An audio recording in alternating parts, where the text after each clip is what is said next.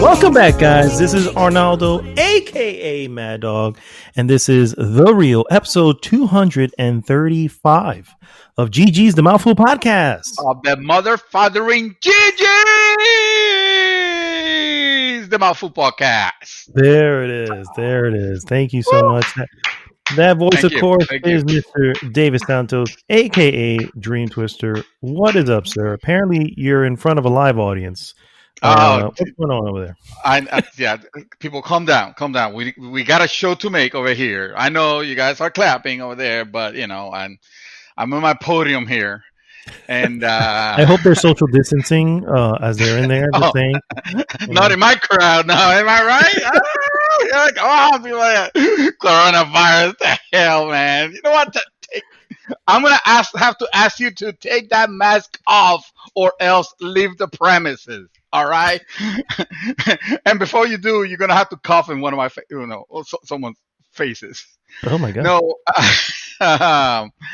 No, man. I'm just happy. I'm feeling good. It's a Friday. It's podcast night. It's my favorite time of the week. Because it's the only time that we get to hang out and talk about stuff that is not work related. For sure. I feel like we can just be ourselves, you know. Yeah, I agree. I agree. It's those moments where you get to kick back. Wait, is it kickback? Kickback. It depends. If you're on a plane, it's sit back, relax, and enjoy the flight. All right, we'll go with that one. I couldn't think of. I was like, I don't know why I'm having like a stroke here, trying to figure out what the hell the saying is. But that's because you're not relaxed. You need to relax, right. Man. Let it go. Like, just shake it off. You're absolutely right. I don't know what I was thinking.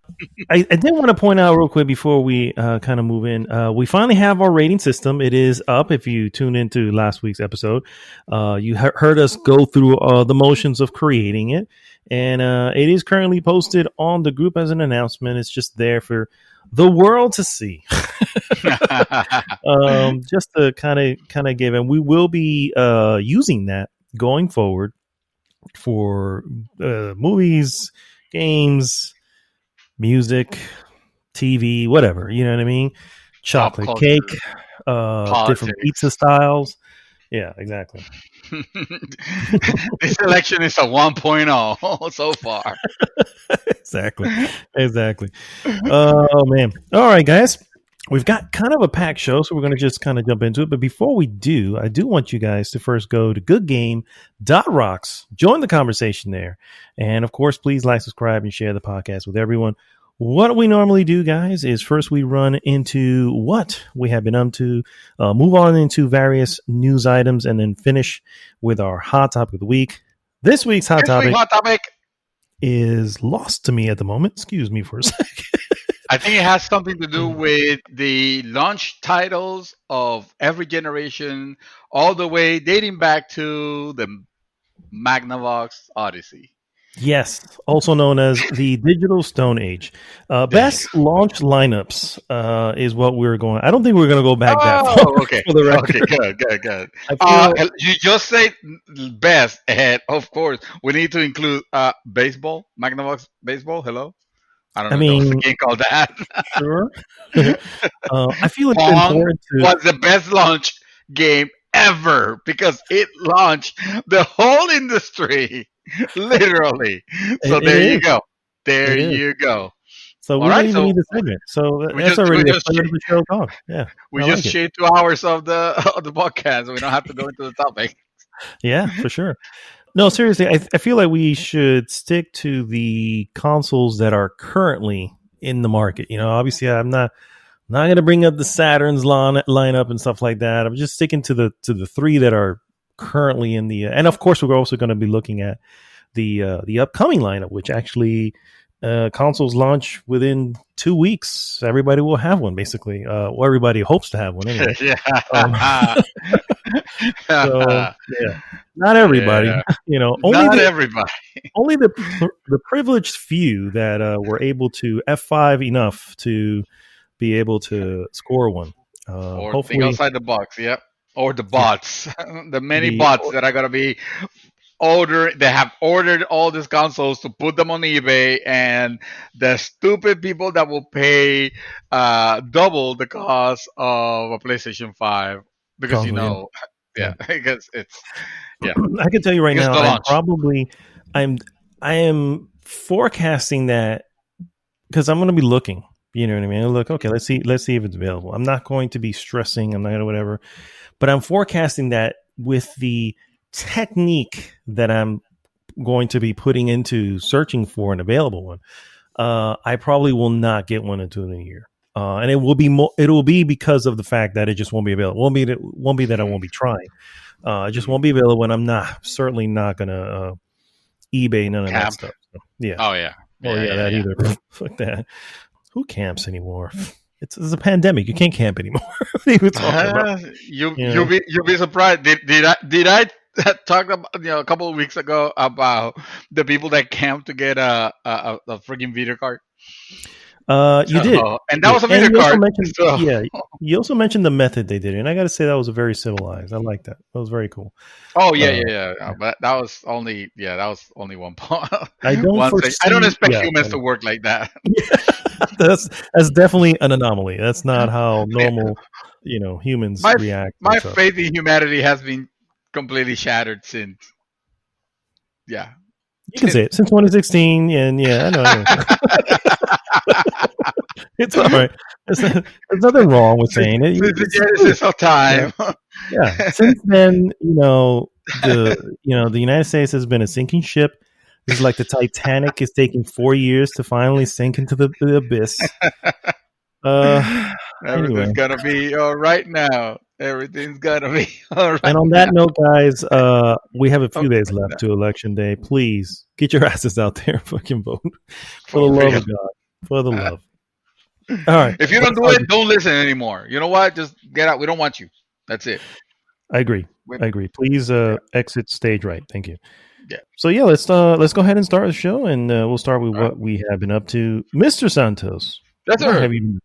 I have been having an awesome aerial show here in my premises at the GG Yes. where I have had apparently there's like an air show Hmm. happening on the near or in Sanford Airport. I was gonna say near Sanford Airport, in Sanford Airport, and you have to pay for admission, and you get to go very close and go to to the jets and all that. But you can also see them flying, and I can see them flying from from my house because all day yesterday and today, or I should say all morning, you hear them and they sound like just like in the movie, so it Hmm. kind of leaves you with like, man, that sounds really rad, but also why am I nervous? Because it sounds Yeah, so out of the reality. because of that engine. Yeah, that's for sure. Yeah, It sounds like Ace Combat is happening, or it sounds like we're under attack or something like that. But it is really cool. It is really cool. I posted uh, on Facebook the two jets that I was the four jets actually that I was able to capture, and that was really neat. Way to wake up. What have I been doing this week? I have been playing quite a few games, but I'm gonna leave the ones that I've already mentioned that I've been playing. I'm not gonna talk about again uh, the division and crap like that. I am going to say that Doom Eternal fucking sucks, but Ooh. not because it's a bad game, but because it is stupidly broken on PC right now. I don't know what happened. I don't know what they did to this game. What have it done to you, my boy? But this was a game that ran flawlessly uh, until I guess some patch was out, or I got to check what's going on because now I play a level and the game starts to gradually lower its frame rate until it becomes almost a slideshow. And I'm like, I Oh my can't god. enjoy it. Like this is ridiculous. There's no reason for this to be happening. So I was enjoying playing the Doom Eternal the Old Gods, but I had to stop because of that stupid bug. And until I can figure out what the hell is going on, I guess that's going to be on hiatus. So I just stopped playing that. But never I don't blame fear, not fear, because I did find a game that oh man, have I been enjoying quite a bit this week. It was released this week, and I'm talking about Ghostrunner. you. Oh, okay, interesting. That's Yes. actually it's fun fact. I was going to bring up the segment later on, which you can still do, just in case somebody skips over this particular segment. But it was going to be the Mouthfuls game radar, and that was the game I played. But go ahead, you go ahead. Oh, You can explain well, about it. there Go you ahead. go. Well, I'm glad that you mentioned, because yes, sir, this is definitely a game that deserves to be played. This you should definitely put this on your list. It It is. is Ghost Runner. It's an awesome ninja action game. It's first person platformer done right. If I had to describe it, it is, that type of game that is like ultra heart pounding, ass kicking, one hit kill, non-stop crazy blood splatterfest. And it makes you feel like a total ninja badass. That's what I love about it. Um, so I don't think I need to give you a lot of the premise. If you see videos of this, you know that okay, this game looks really really cool. You're basically playing at this kind of like cyborg ninja. Almost reminds me of Gray Fox, you know. Okay. Uh, and the world is like very well cyberpunkish. If I had to Mhm. describe it, in a way. Uh, and it's a type of game where you mostly you are or you start running and slashing. You don't have to worry about exploration, every nook and cranny. I mean, I guess you could if you wanted to, but like nobody's gonna do that. They're collectibles in this game, unfortunately, and I'm thinking like, yeah, why bother? It's not a game that you want to stop and look at a corner to see, oh, I missed this piece of audio log or whatever. This is a game that you just want to like go, go, go, go, and that's the way I've been playing it. It's really fast. You basically running and what do you call that? You do some wall run and you do some sliding. I feel like that has a name and I forgot. Kind of like what Mirror's Edge did. Oh yeah, yeah. I know what you're talking about. Hold on, Yeah, I forgot the name here. that has a name, but I mean, it doesn't. It's not to that level because it is really really fast. The animation is well done on this, on this, and the controls are very very quick. You have to use quick reflexes because what you do is you attack Parkour. the enemy. Parkour, yes, Yeah. yes, yes. It has very cool elements of parkouring, parkouring, parkour.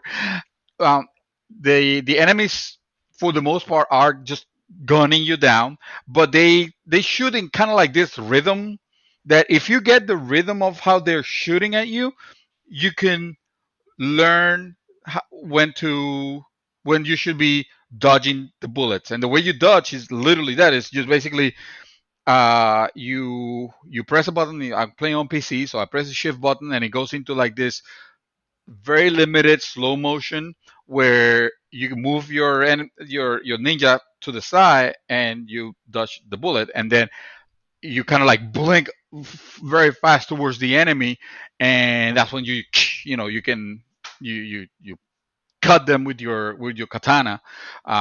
Sometimes you can actually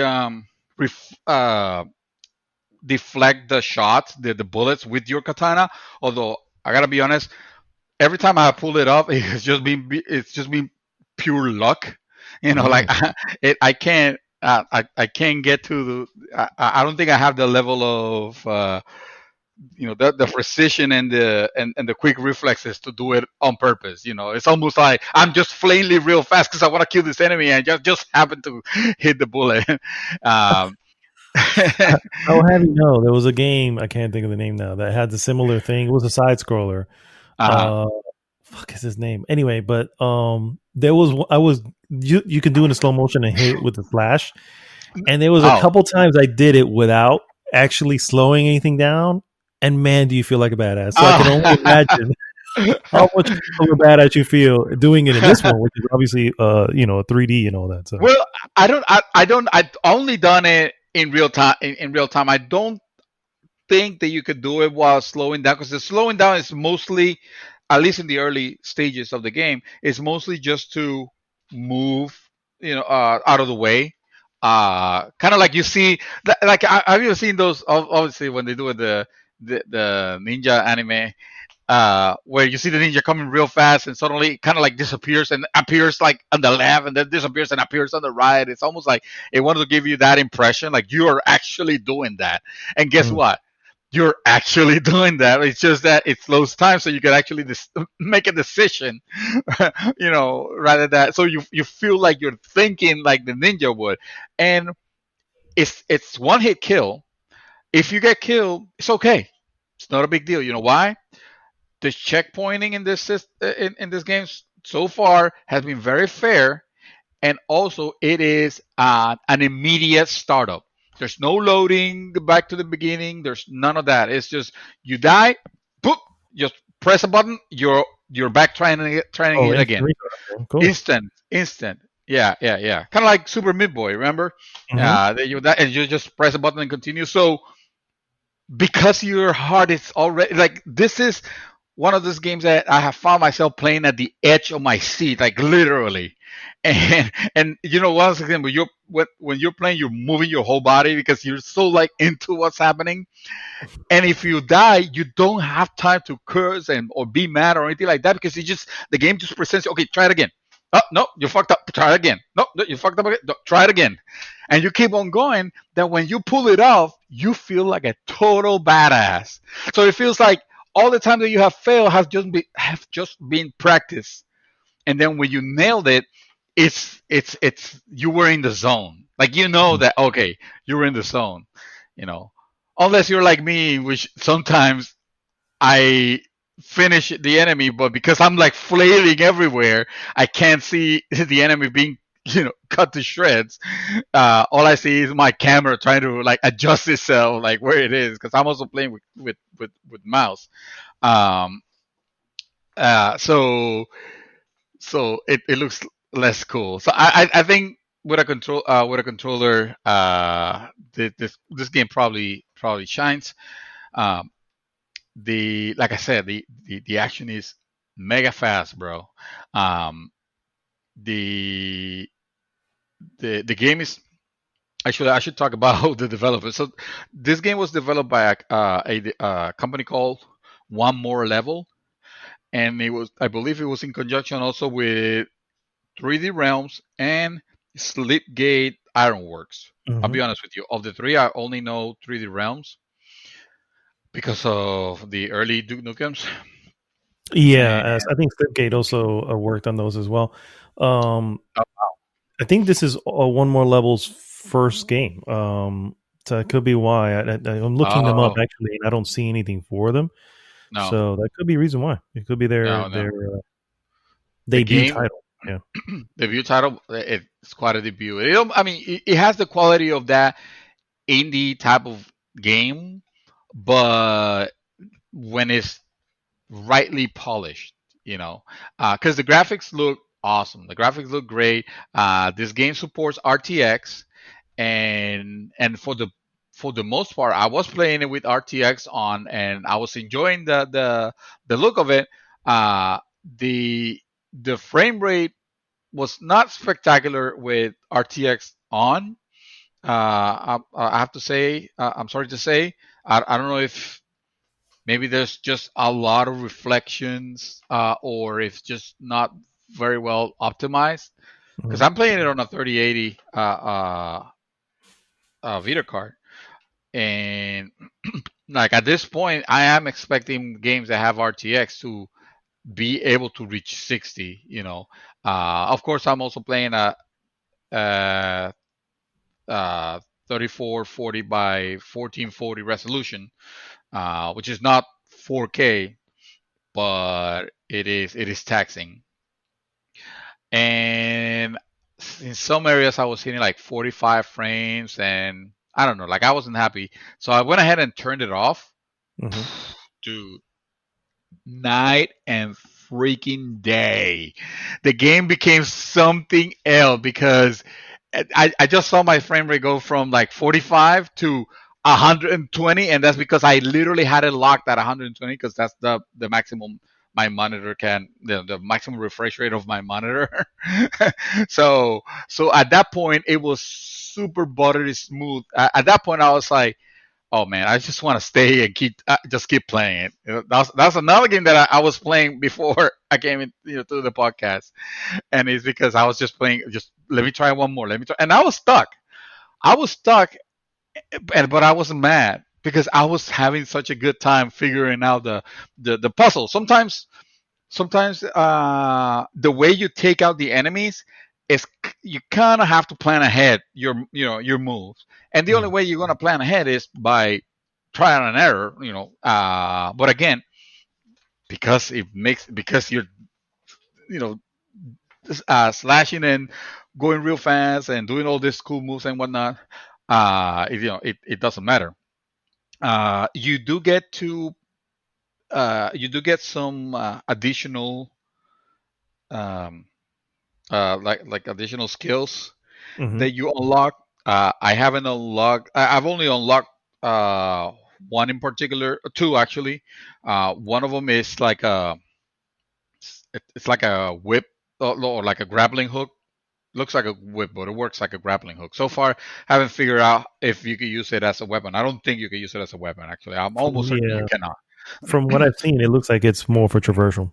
Yeah, it's Traversal. more for the traversal, and the traversal feels badass when you're using that, and you're thinking that you have to make last second decisions on how to use it and all that. So that's cool, and something called blinks, which it basically again puts me in slow motion for a little bit and let me select, in this case, up to three enemies, and then I attack, and then it just kills them. But you wanna do that in a strategic method. Like if you have them in a row, you're not gonna pick the middle, the back, and then the front. No, you'll pick them in the order that they are close, so that you can just with like kind of like with one swing kill them all. Which I can't tell you how satisfying it feels when you pull it off. Again, just total badass ninja fantasy being realized. Nice. And then it has so the way, and it has an interesting way of selecting your skills Hmm. in a way that it opens up this grid, and then the skills you get are Tetris pieces, like literally Tetris pieces.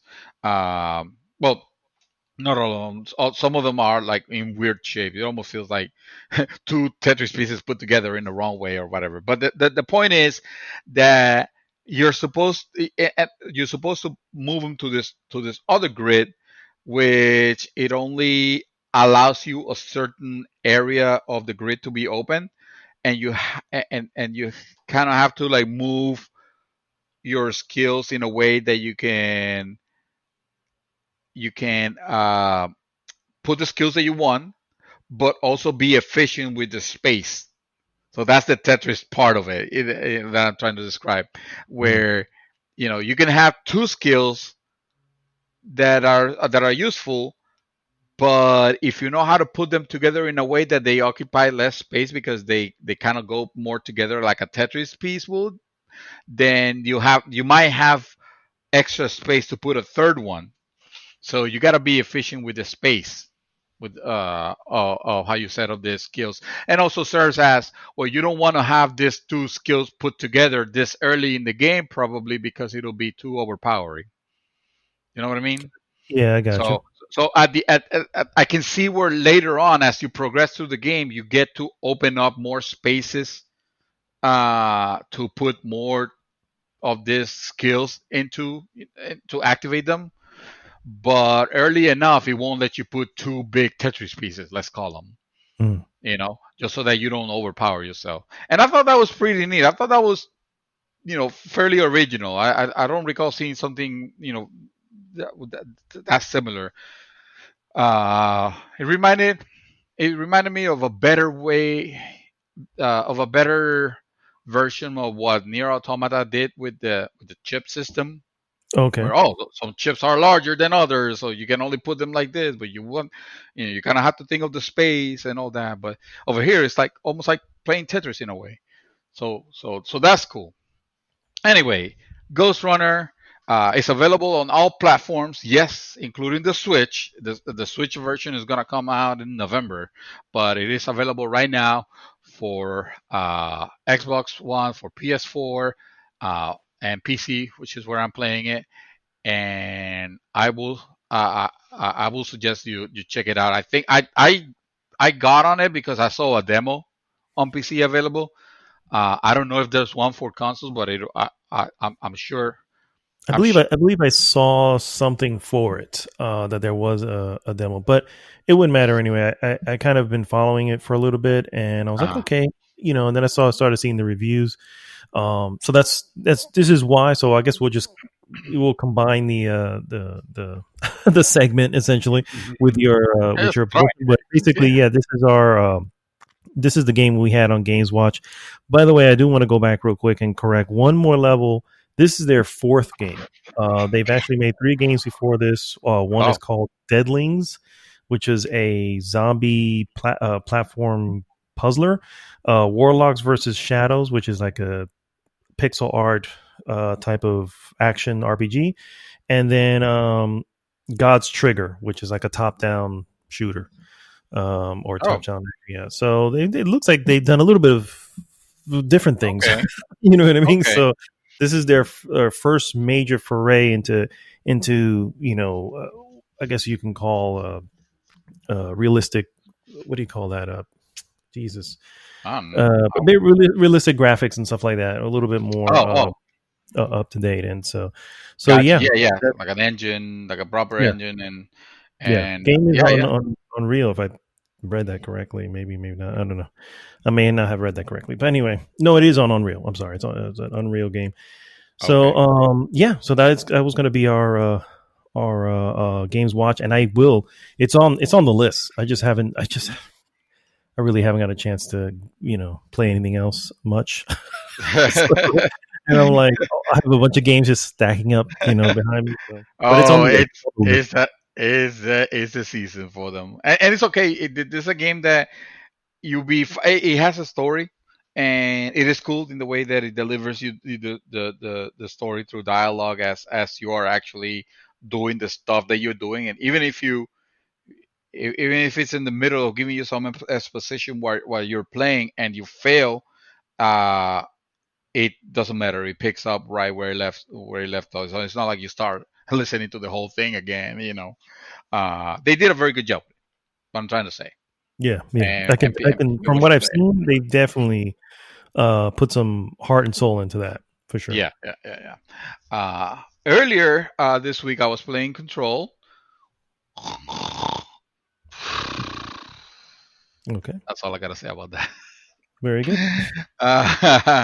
And Control is a great game, and the DLC it's also really good. It's just I think I've had enough of Control already, but I kind of want to finish it anyway. Finish this expansion, the and last expansion, as far as I know, it's those two. Hmm. But yeah, I needed to take a break, and that's when I started playing Doom. But of course, Doom broke because PC gaming, bro. Oh man. Um, but yesterday, well, it was yesterday, right? Yeah, I think I want to say it was yesterday on Thursday. Watch Dogs Legion was released, Yeah, on a Thursday and release. Very weird. yeah, yeah, yeah, yeah. and I have been playing that. I haven't been playing a lot of it because unfortunately I picked it up late last night, and next thing I know, I was already time to go to bed if I wanted to work the next day. But so I can't give you much other than maybe just impressions, and How long so did you far play? probably like maybe 2 hours, maybe Oof. if that. So I can't give you, and I wanted to play. I wanted to play more because I wanted to talk about it a little bit because it is an interesting release. It is an interesting release in the sense that it is a game. You know how I kind of want to see, or we have wanted to see ever since the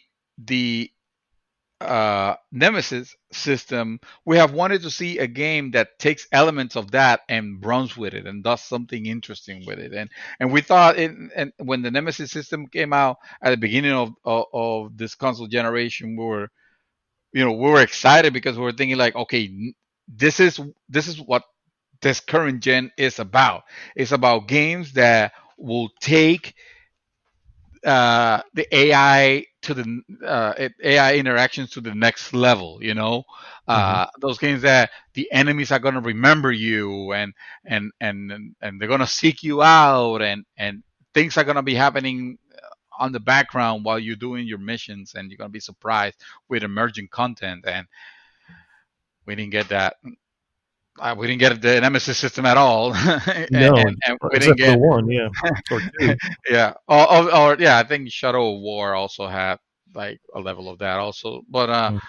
but we didn't outside of Shadow of Mordor and Shadow of War, like we didn't really get that level of Nemesis system coolness, let's call it. Well, uh, Ubisoft had a funky idea with this Watch Dogs franchise. Watch Dogs, I Watch Dogs is a franchise that I feel like a lot of people want to consider it. Now, me included. I always thought that it was like Ubisoft, like AAA level. But every time you play a game of Watch Dogs, it never feels like it's a AAA level in a game, at least compared to the other offerings. It Hmm. just feels like a very Ubisoft as Ubisoft game. It feels like Ubisoft thinks is a AAA game should be about, you know. But when you have played some other titles, I don't know, they just feel kind of like generic, and oh yeah, you got a cool element here, but at the end of the day, this world is it's world realized. It's well realized. It's a cool world, but it's not too interactive, and you kind of get bored in it. At least that's the impression that I got It's with shallow, yeah, Watch Dogs. It's yeah. shallow. Yeah, exactly. Far Cry says hello, and uh, most of the Assassin's Creed up to the last two have kind of felt like that way also. Um, and to an extent, even the Division and the Division Two kind of feels like that. You could feel the Ubisoft the quality of a Ubisoft game on it, where it's like, man, this game just feels very just put together by a committee, Hmm. and you know. So anyway, uh, I played only a very little, so I can't tell you if Watch Dogs 2 is that. Certainly, the world itself feels like that, but the interactions with the characters and what I was trying to explain about it being kind of like the Nemesis system of, hey, I found this person, I want to recruit this person to to help my cause. So I need to find out what this person is about and see if there's a way that I can help him, so Hmm. that he'll see. Because basically, the whole premise of Watch Dogs Legion, it is you. This is London. This is London post Brexit, and there was a terrorist attack in which your group, uh, called DedSec group, got framed for. Mm. And now because of that, and DedSec is like this group, this like hacker activist group, whatever. This takes a very futuristic approach in which there's a lot of drones and self-driving cars and holograms and stuff like that. So they're not pushing the futuristic aspect way into the future, but let's say maybe like 10 years into the future, if you have to like put it more or less on where technology is going forwards too. Um, and so you get framed for for this attack, and now nobody believes you, and then now the entire country is controlled by this paramilitary group that at first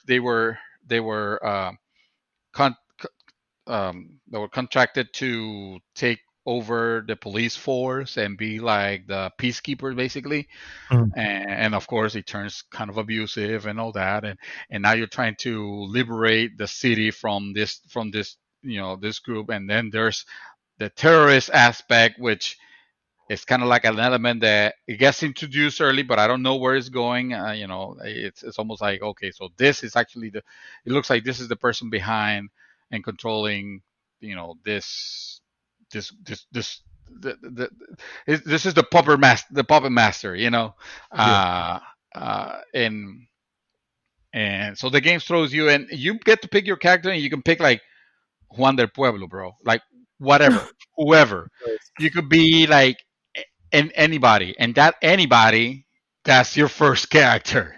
And with that anybody first character, let's say you might have, like in my case, the character that I picked, he is he used to work at a children's hospital.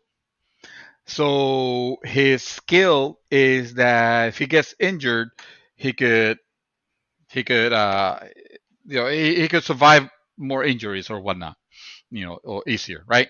Uh, Mhm.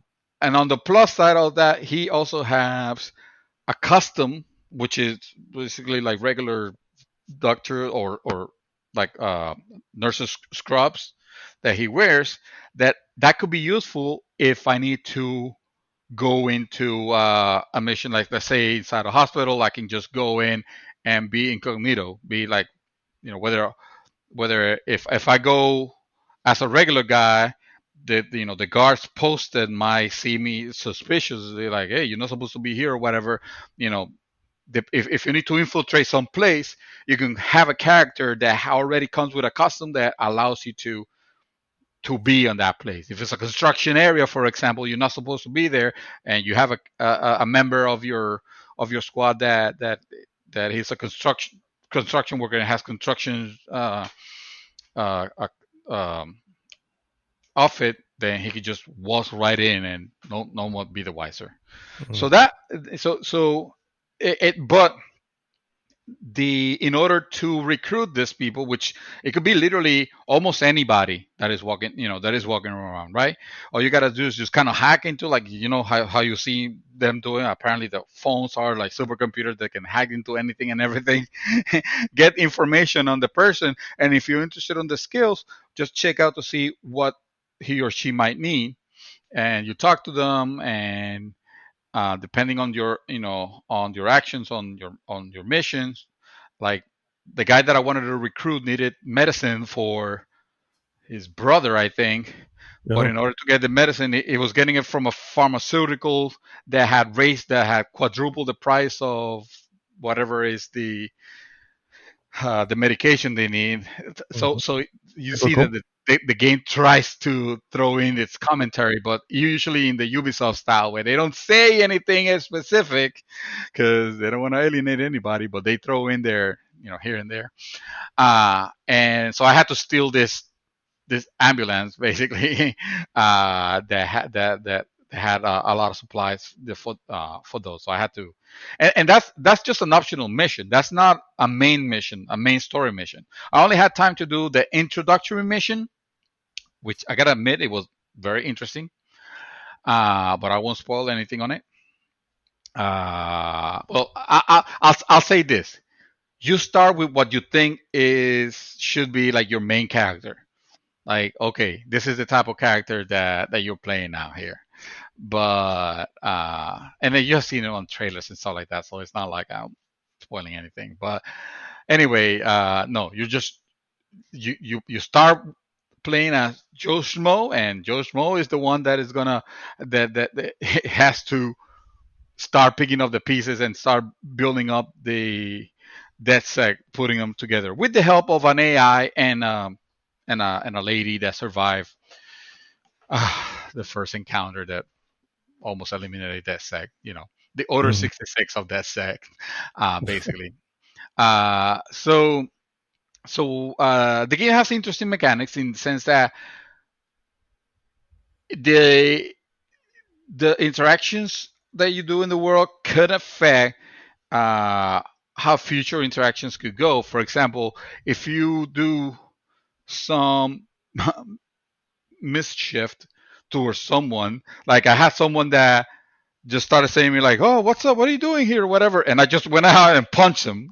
Instead, I could have actually tried to talk to them and recruit them, but I was in the middle of a mission. I thought it was a bad guy, and I just punched him, and suddenly we were in the fist fight, and now I check his action, and his action goes from his profile goes from being neutral towards DedSec to straight out hates DedSec now.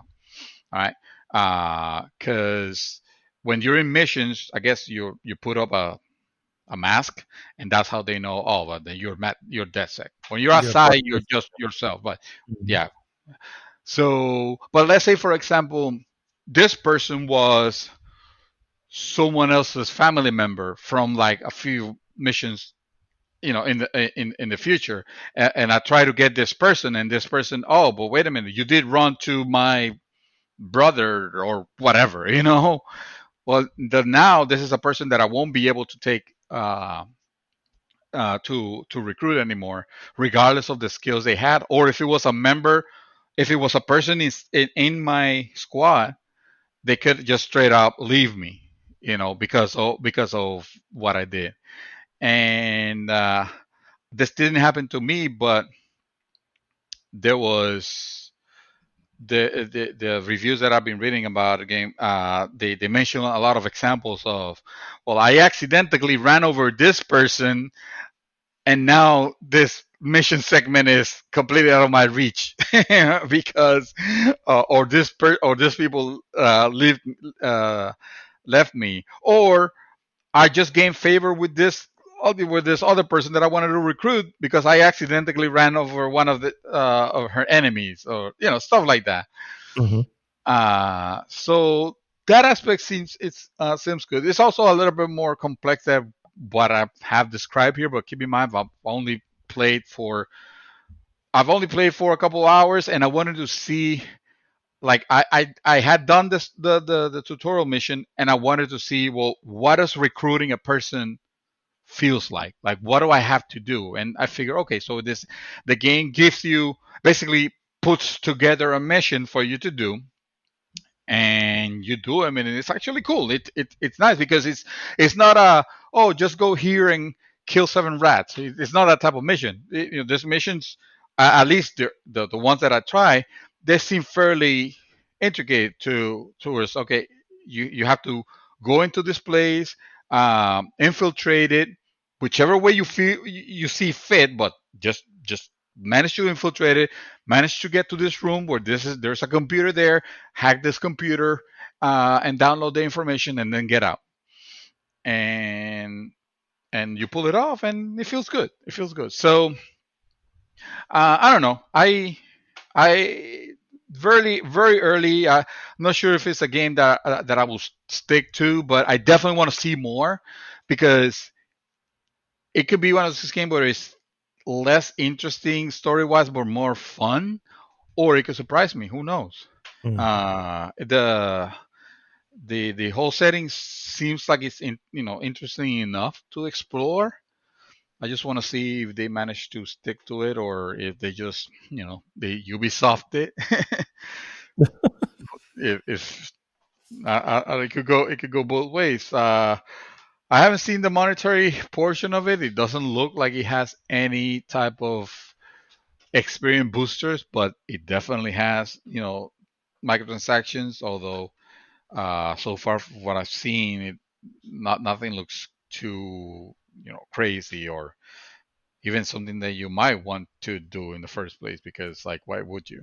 Unless you care about how your characters look, but some of them look so weird and funky, like dear God.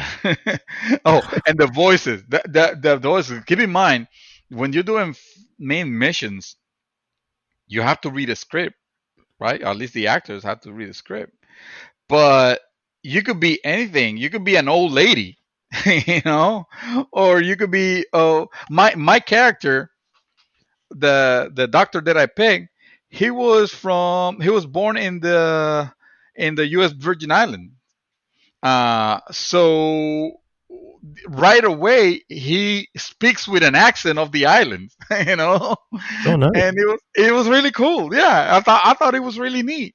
The and it will have not just the intonations, but also like stuff that will not necessarily be on the script, but you could tell that they crafted it towards this character because, well, this character is from the Virgin Islands. Maybe he won't say like this. Maybe he will say this way and whatnot. It doesn't deviate too much about from the script, but you can see that they took care of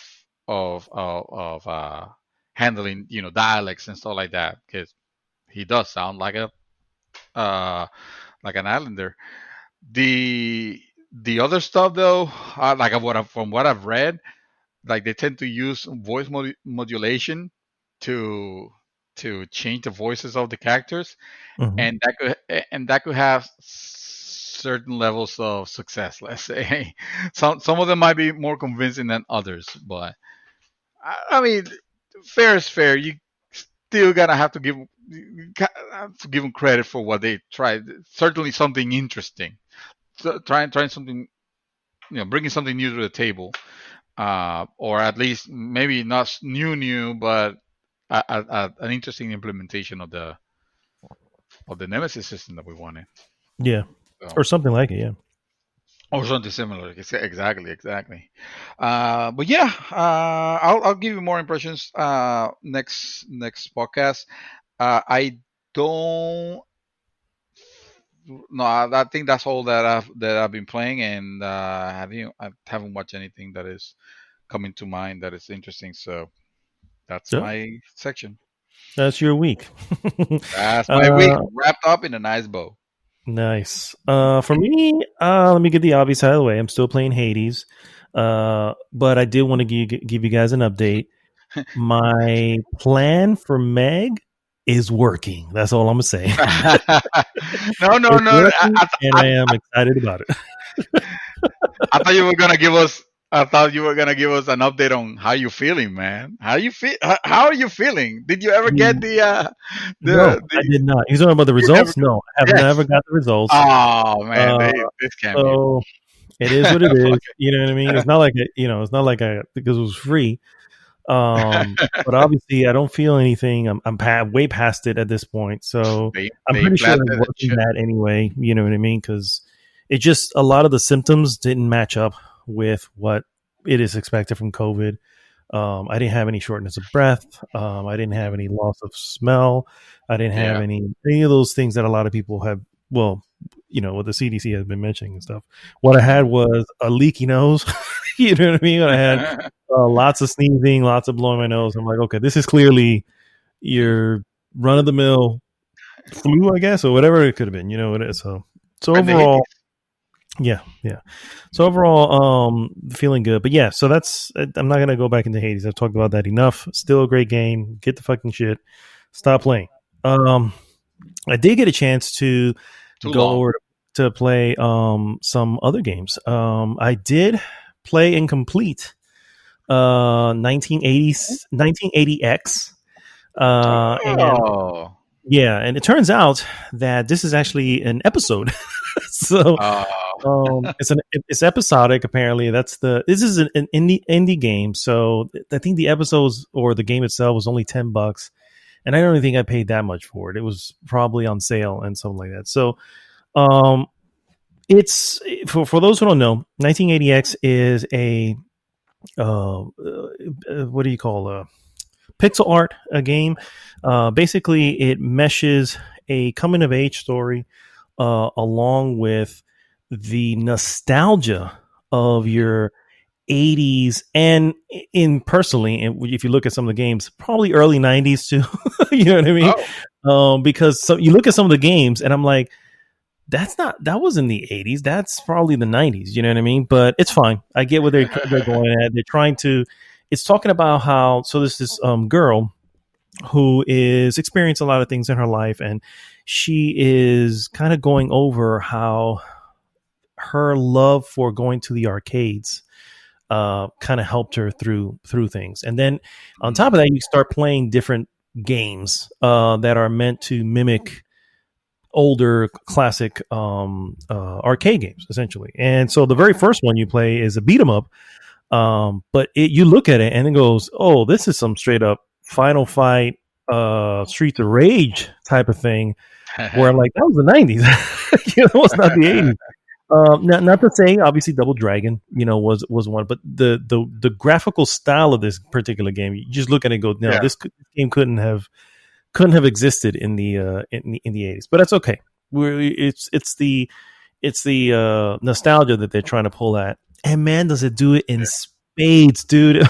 It just really hits home. Music is great. Oh my god, dude! By the way, there's a vinyl which I have been eyeballing, going, I got a record player. I can sprint for that. Yeah, the best one. My probably my favorite one is the racing game. I forgot what the name of it. Yeah. Like an outrun-ish type of. Yeah, it's meant to look very outrun. And like, this one here looks very outrun, like very 80s like. But my god, the music. It's just like and Outrun has always been amazing. The music of Outrun. The music of Outrun, yeah. Well, no, that's what I was going to say. There is let me see, 1980X. I wanted to make sure I get this right. Composer. Because Yuzo Koshiro. He was involved in 1980. Yeah. I said that as a joke. Did you hear me, right? I was like, yeah, I know. I was saying, I think he's hitting it. And legendary video game composer Yuzo Koshiro returns to his chip with a brand new retro-inspired music for 1980X. He wasn't the only one, for the record. There were some others that were involved. Right.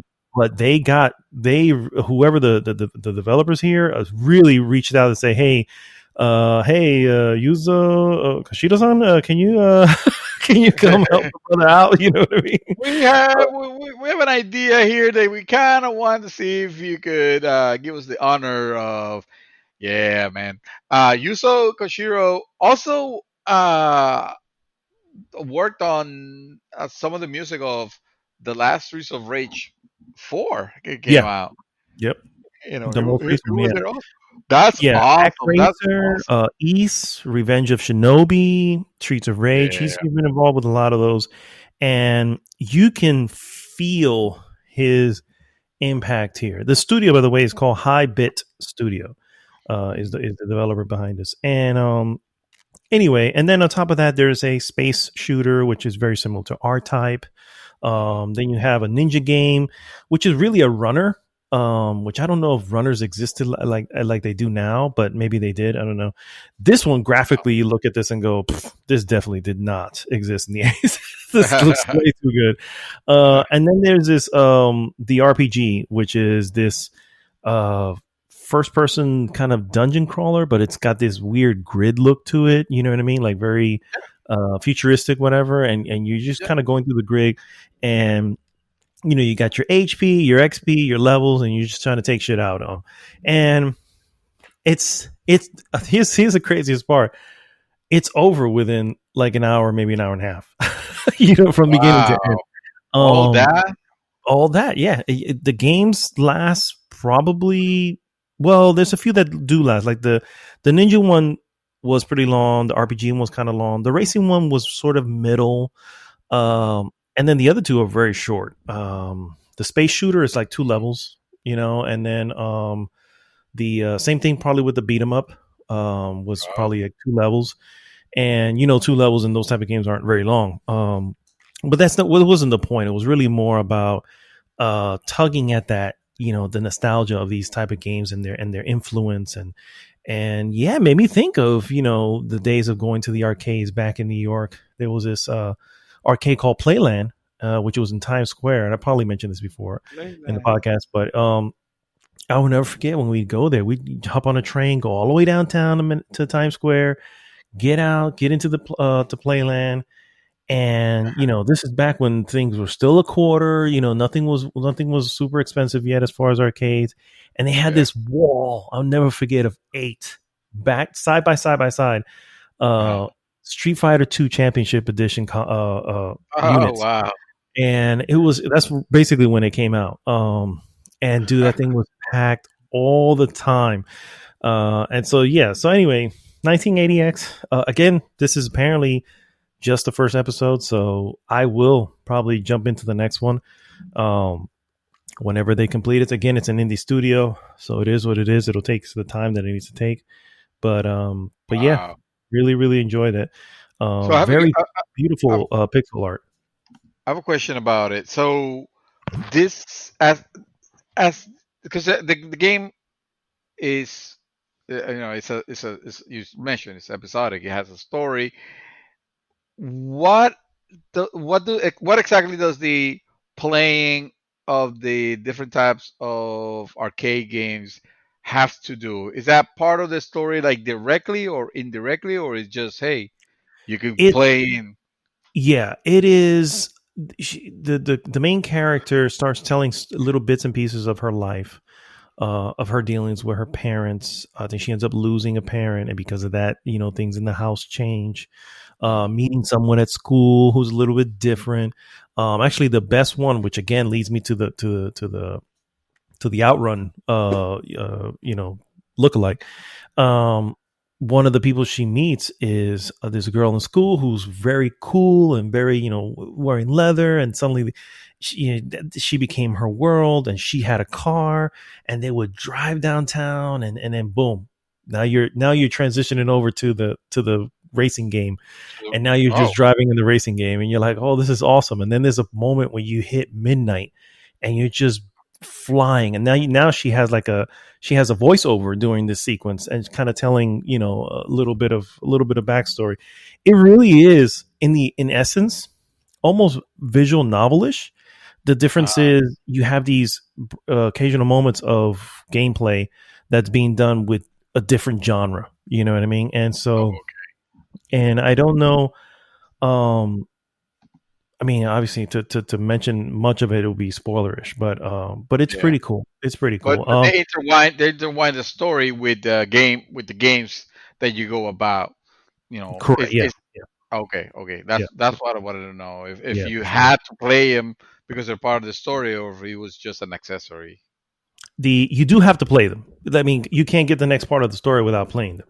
Gotcha. Yeah. But yeah. So that takes you to the next, you know, whatever story beat. Yeah. My complaints on it would obviously be, one, is short. I don't mind short games, but I feel like some of these little games, I wish I had a little more time in. You know what I mean? There's a few that I'm glad wasn't in law, like the RPG portion. I was like, oh, thank God this is not. We're not But enjoying that part. the racing one was a lot of fun. The beat 'em up, I always love beat 'em ups. The shooter was okay. But and what's the other? Oh, and the ninja one was great. The ninja was really, really good. So anyway, that's one major complaint that I have about it. It's like, I wish there was more time within each one. Ah, But that's really it. In the end, it's also, you know, it hits me because of nostalgia. I don't think it's going to hit everybody the same way, especially if you don't have a lot of history with arcades. Yeah. So it may not even ring true to you. But if I had to, I would give it a score. I would give it a 3, which is good. It's Yeah. I really dug it.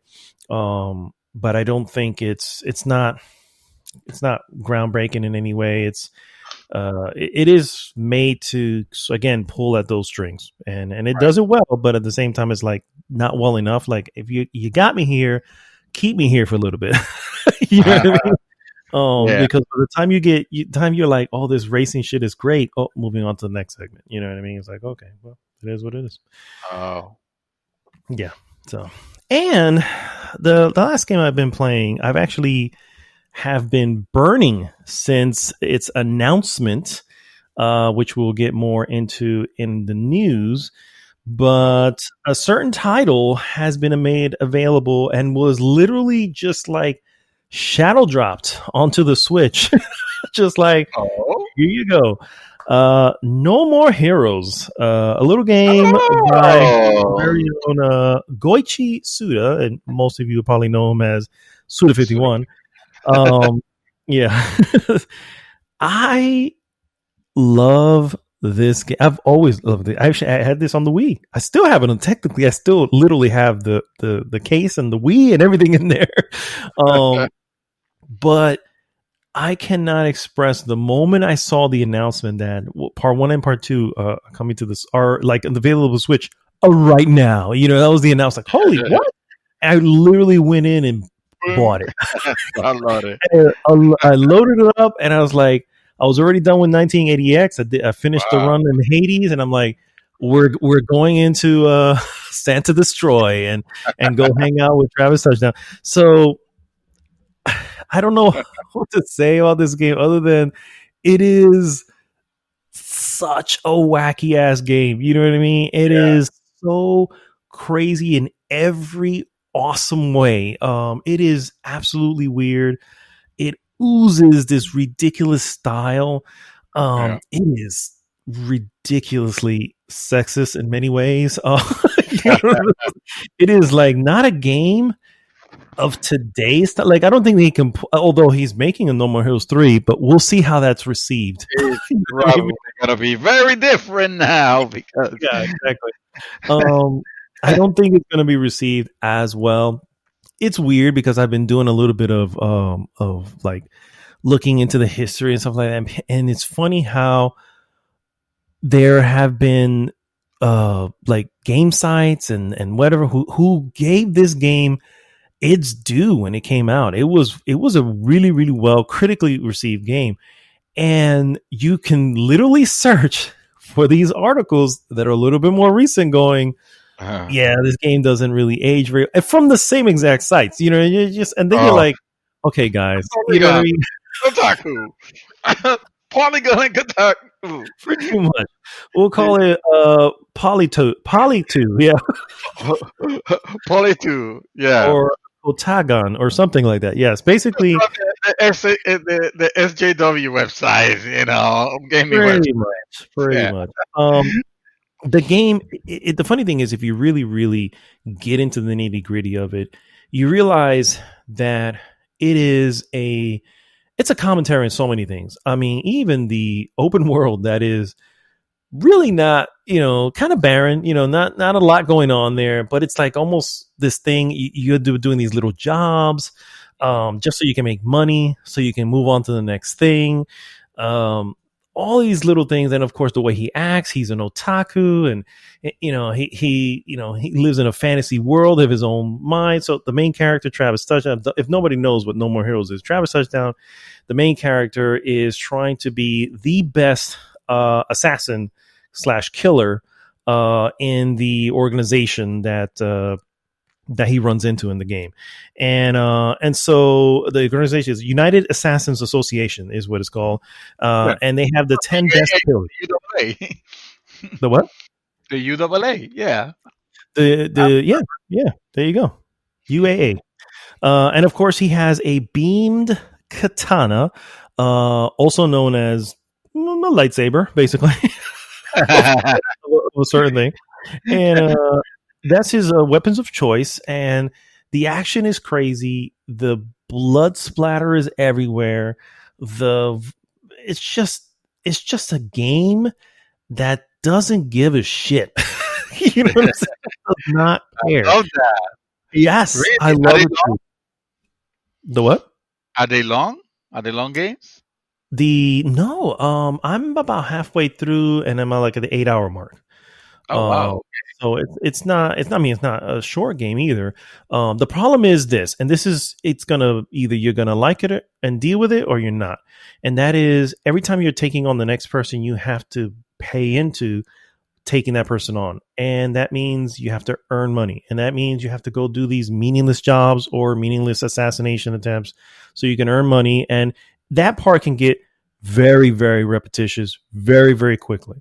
But it's obviously, again, knowing, not that I know him personally, but knowing his ridiculous style and the stupid things that he likes to do, Suda51 clearly meant to do this and I think he was in an interview saying he wanted to make it that, even as an assassin, even as everything as cool as he wants to be, he still needs to earn, a living just like everybody else, you know what I mean? And then doing these stupid little menial jobs. So,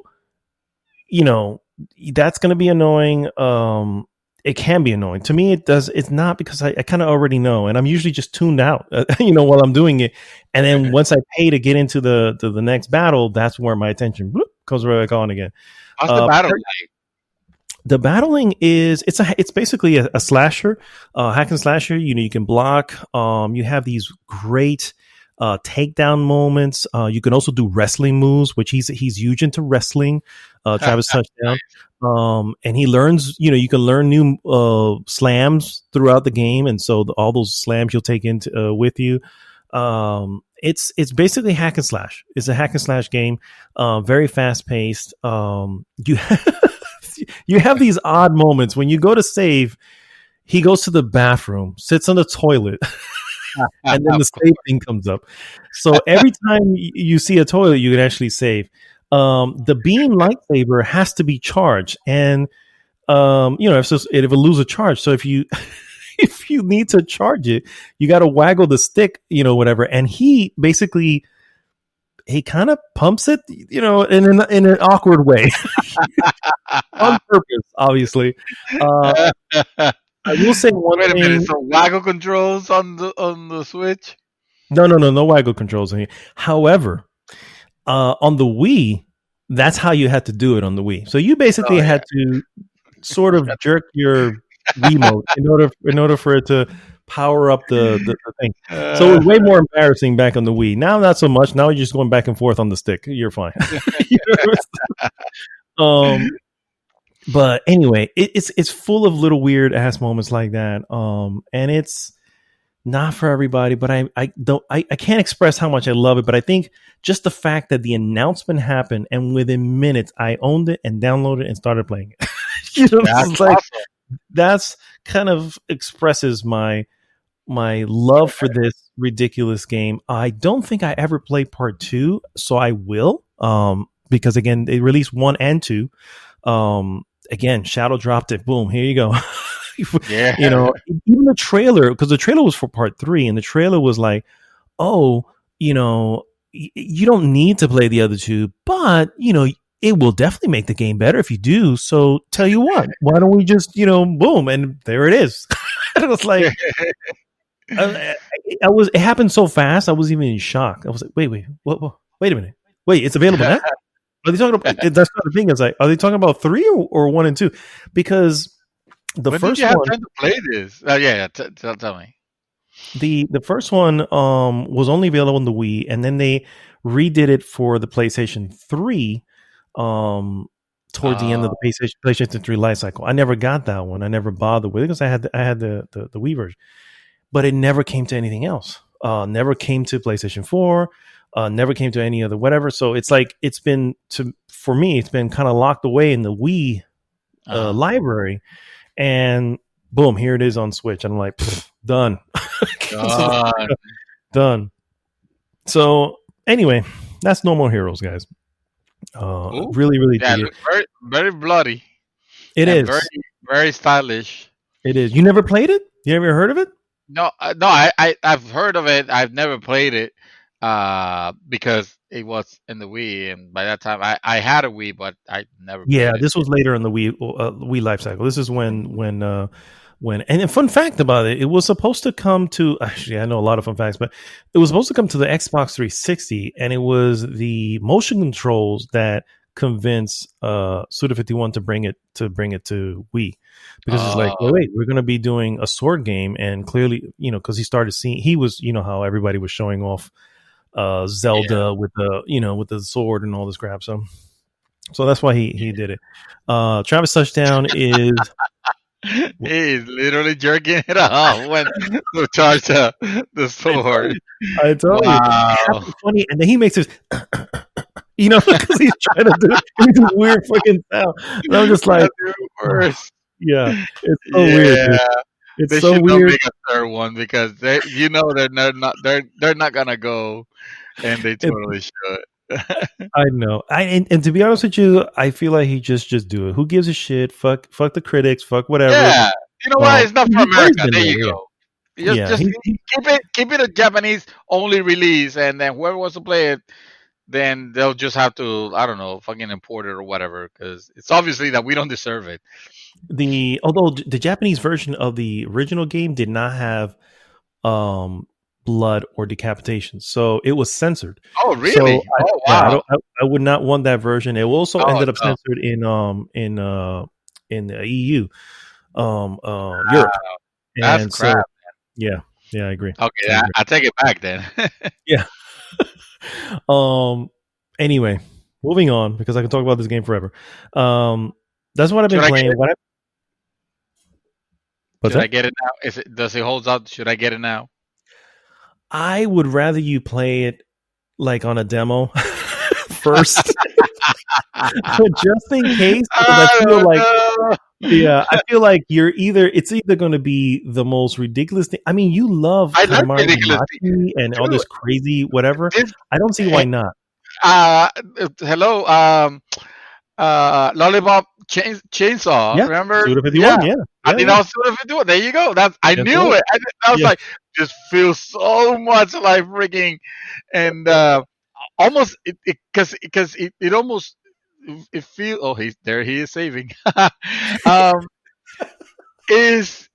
it almost feels like it had that little bit of stiffness up to the controls. there is a little bit. Whenever you're going up steps, because he's running, there's very little walk. You either run or or stand still.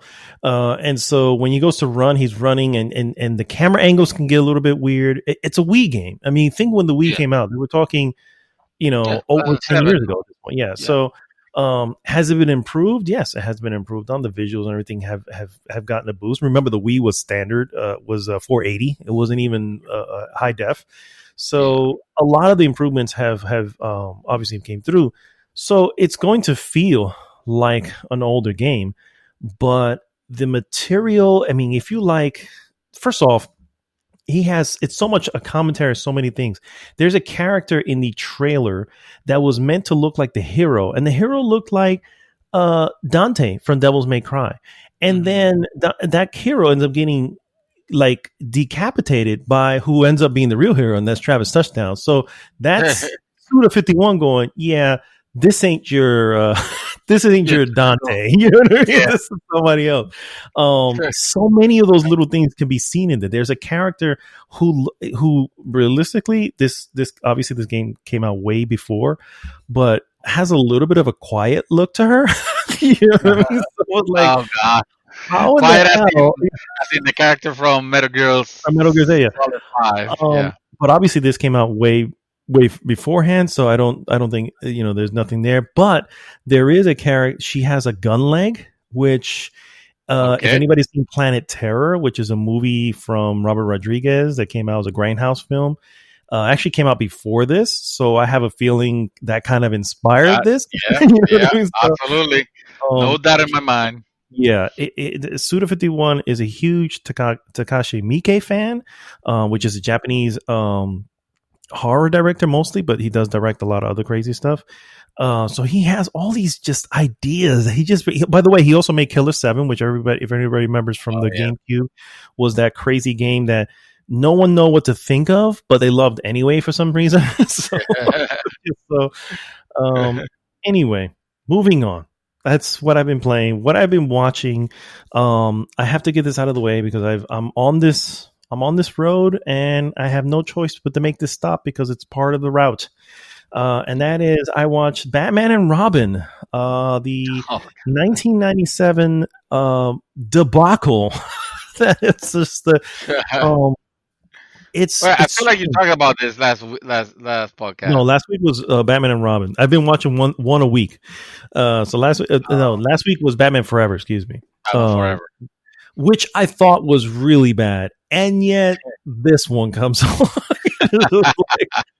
Oh my god! Oh my beer! God, how horrible this freaking movie is. I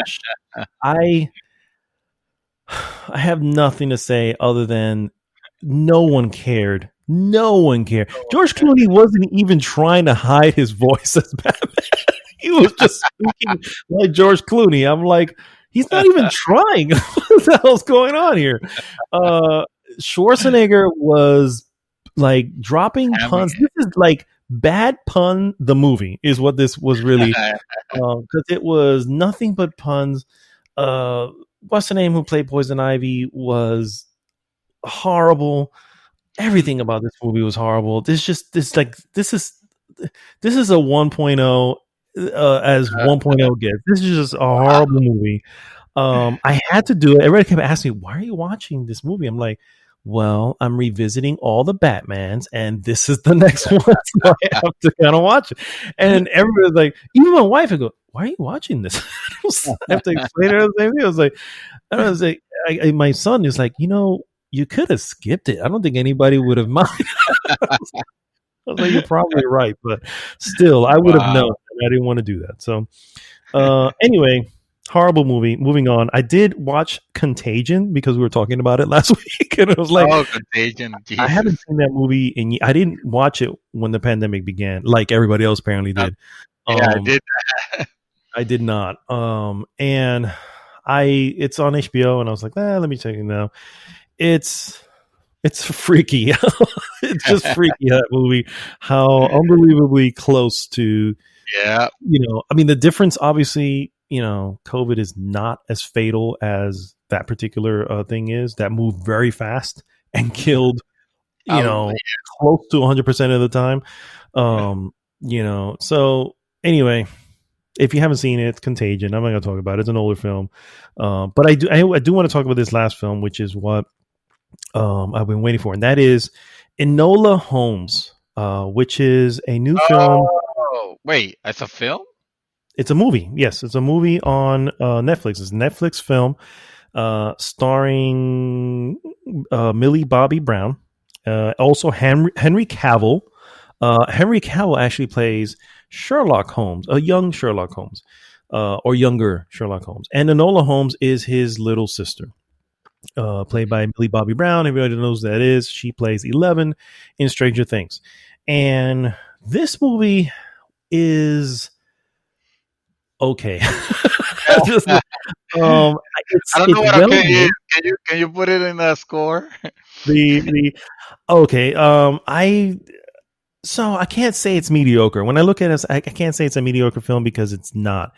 So I'm going to just say it's good. We're going to leave it as it's good, but it's bordering mediocre.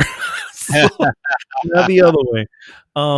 It's interesting because it's well made. First off, it's very well made. It just feels like there's too many like little things. She narrates the whole thing. She breaks the fourth wall throughout the entire film, which I know. It's not saying I mind. I don't mind that, but it just feels off with what they were trying to do. She's also extremely brilliant. Not to the level of Sherlock, but that's because Sherlock has been known in all the iterations of Sherlock. He is completely disconnected to the human. He looks at everything in a specific way that does not take emotion into consideration.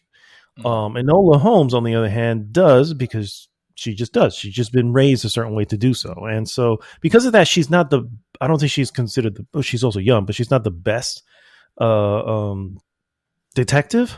But at the same time, to be the best detective, she would have to give up certain emotions, and that, which is what Sherlock does, and you wouldn't want to do that. You know what I mean? So it's interesting. There's a little mystery behind. Obviously, there's a case to be solved. A lot of her mom, she's searching for her mom. That's the main crux of the story, who disappeared one day, and it's okay. It's good. It's good. It's a solid film. It's not bad. See, it's not bad and not mediocre. So I really have to leave it at good. It's a solid film. I don't know if I can I can't say it's bad. I don't feel you're gonna have a bad time watching it. It's just you may come out with it like same way. I'm like, that's all right, Yeah. So I was kind of hoping for a little bit more, but it was just, I don't know. It didn't. I mean, from the vibe that I was getting from people that watched it, I thought it was a hit. I mean, it's, again, I'm not saying it's bad. It actually, I think it has a pretty good, not Metacritic. What's the other one? Rotten Tomatoes. Let me see here, because I think I looked it up one point, and I was just like, really? Let me see. Enola Holmes. It is, 91. Like, oh, really? wow, Yeah. I actually leaned more towards the audience score, which is at a 71. So there you go. Still, that says it all. I mean, it's not bad. You're not going to have a bad time. But it's just, I don't know. Maybe it's just expectation. I was expecting something different. Maybe I wanted her to be very similar to Robert Downey's Sherlock. You know what I mean? It's like, oh, this would be cool to see, young girl doing this crazy slow motion shit, But no, that doesn't happen. Although she's very good at doing what she does. I don't know. So anyway, that's Enola Holmes. A solid 3 out of our. I could probably sit down and watch that with my wife and have a good time. Yeah. And you're probably going into it with this, you'll probably enjoy it a little bit more. Again, it's well acted. I mean, again, Millie Bobby Brown actually is coming around pretty nicely as far as an actress go, and then Henry Cavill is obviously pretty good. The mom is actually played by, oh gosh, what is her name? Let me look it up real quick. You would know her from other movies. Helena Bonham Carter. I'm realizing now you probably don't know her by name, but she was in Fight Club. She was in some of the Harry Potter films. She's been in a lot of different things. So, and she's a very good actress. She plays Eudora Holmes, which is the mom. And anyway, that is what I've been doing.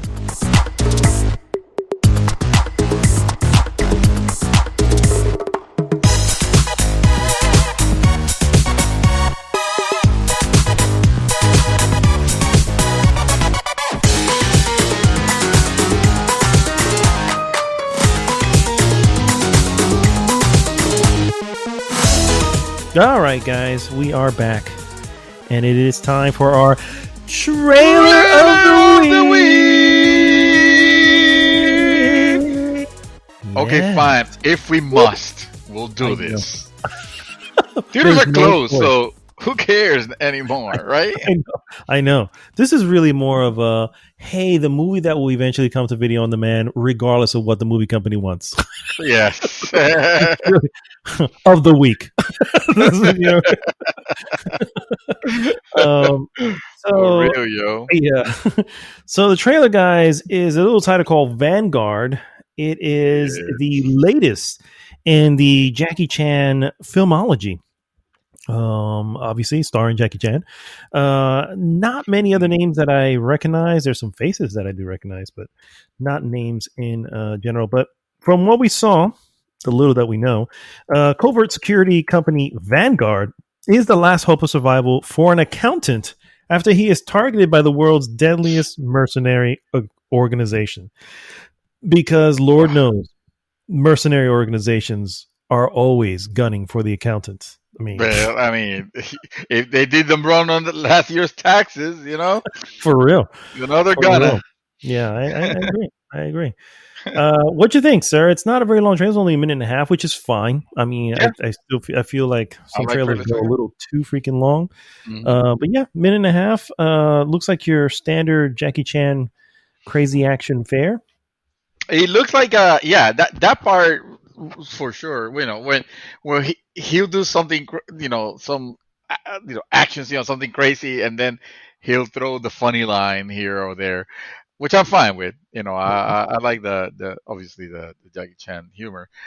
A little bit of oh my god, what are those movies with the cars that they're famous and I Oh, don't care Fast and about Furious. them. Yes, a Thank lot of you. Yeah. globe trotting. But Yeah, yeah. yeah, I don't know how I feel about that. It almost feels like a movie that wants to be a franchise. Oh, which, hey, more power to them. But I don't care for Fast and the Furious. So, I I don't care agree. much for something something different that wants to mimic that. Well, it's funny that you said a little trivia here. Vanguard is actually the sixth collaboration between Jackie Chan and the director Stanley Tong. He did Police Story, Super Cop, Rumble the Bronx, First Strike, Myth, and Kung Fu Yoga. Kung Fu Oh, those Yoga. are all, clear. I don't know if you ever. I actually saw Rumble in the Bronx in the Yeah. theater Oh in wow. the Bronx, and the first thing I said was, "That's not the Bronx. There's no mountains in the Bronx." you know, you Mountains know? in the Bronx, bro. All you gotta do is just get that right. You couldn't even get that right. I You found out later it automatically was failed. it was filmed in Vancouver, Canada. And I was Oh, like, Canada's Bronx. yeah, oh, the Bronx of the Great North. Oh, okay, I get it now. Yeah, it's Rome of the Bronx is a silly film, but I remember seeing that in the theater. I've not seen this. I'm not seeing movies in the theater until we know for sure things are okay. But I don't know. It looks like good fun. I'm always down for a Yeah, good martial arts film. and And it looks like it's Jackie right Chan around always the corner delivers. too. Yes, November. What was it? 20th. Yeah. Yes, November 20th. Will be coming to theaters, and shortly thereafter, Amazon Prime. So I look forward to that. Cool. Yeah. Yeah, man. They All said right, guys. Well, I'm sorry. no. I say the movie at the end it makes a particular it makes particular notice. It says only in theaters and large format screens, which I don't know what the hell that means. Large format So screen. I had to Google it. I Google, okay, large format screens, because I was thinking here like, okay, so drivings, are they bringing drivings back? And of course the first few articles that come up on Google are like big screen TVs. So it's almost like they just don't want to say it. They don't want to say, and it's gonna be available for streaming at home. Also, they don't want to say that. They need to give it some Hollywood analogous name, like large format screens, Yeah. whatever that means. It's not Whatever IMAX that is. because nobody's going to IMAX. A quick look that is a large format screen, believe it or not, but I don't know if that's what they mean because they wouldn't just normally say on IMAX. IMAX. Yeah, so I don't know sometimes. All right, guys, let's get into the useless news that you can definitely use. There's a lot of little bits and pieces, but I'm going to start with the tried and true of this time of the month, and that is, of course, the free games that will be coming out for the following month. This will be November. We'll start from the top with PlayStation Plus's free PlayStation games. First and foremost, let's start with PlayStation 4. Yes, I know what that means. That means there's a PlayStation of another kind. The next two games available for free on PlayStation Plus for the PlayStation 4. And PlayStation 5, mind you, is Middle Earth, Shadow of War, and Hollow Knight, the Void Heart Edition. These are two solid games, particularly the Hollow Knight Void Heart. That is a great game.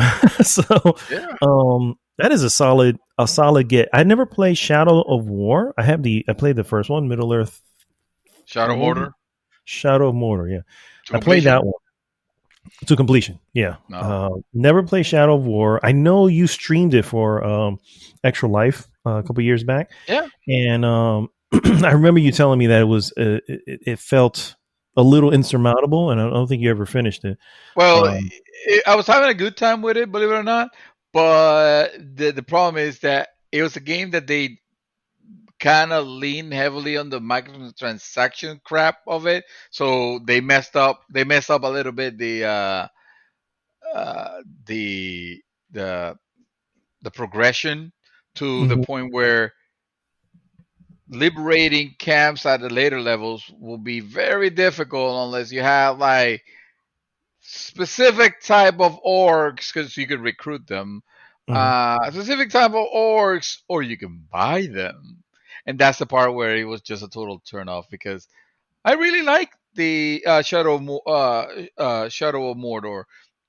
Again, because of the things with the Nemesis system, I thought they were very unique. And Shadow of War was using that also, to an extent. So it's just greed rears its ugly head, and unfortunately, it destroys what could have been a very decent game. Yeah. Thanks to WB, of course. Yeah, thanks for WB. Exactly. Yeah. There is a PlayStation 5 launch title that will be coming to PlayStation Plus. And remember, guys, even if you don't have a PlayStation 5, because it'll probably take you to next year to get one, does not mean you cannot go in and tag this for future download. The game, of course, is Bug Snacks, which is the launch title from developer Young Horses. You may know Young Horses from Octodad, which is one of the last games they did. In it, players will take on the role of a journalist who is hunting down secrets about Snaketooth Island's dang tasty bugs. I tried to sell that, but I just couldn't do it. Yeah. Remember, gamers, you don't necessarily have to tag everything you see on the. I tag everything. I don't download everything, but I tag everything. Just for the hell of it. It's a free game. What if one day we have a segment where we start going, hey, let's start looking at these old whatever, and let's do that. And then magically, I got like 3 or 4 of them already tagged that I could just download. You know what I mean? I was like, holy shit. Hey, no. The other option is I'll have to pay for it at that point if we're going to be doing something crazy like that. I'm okay.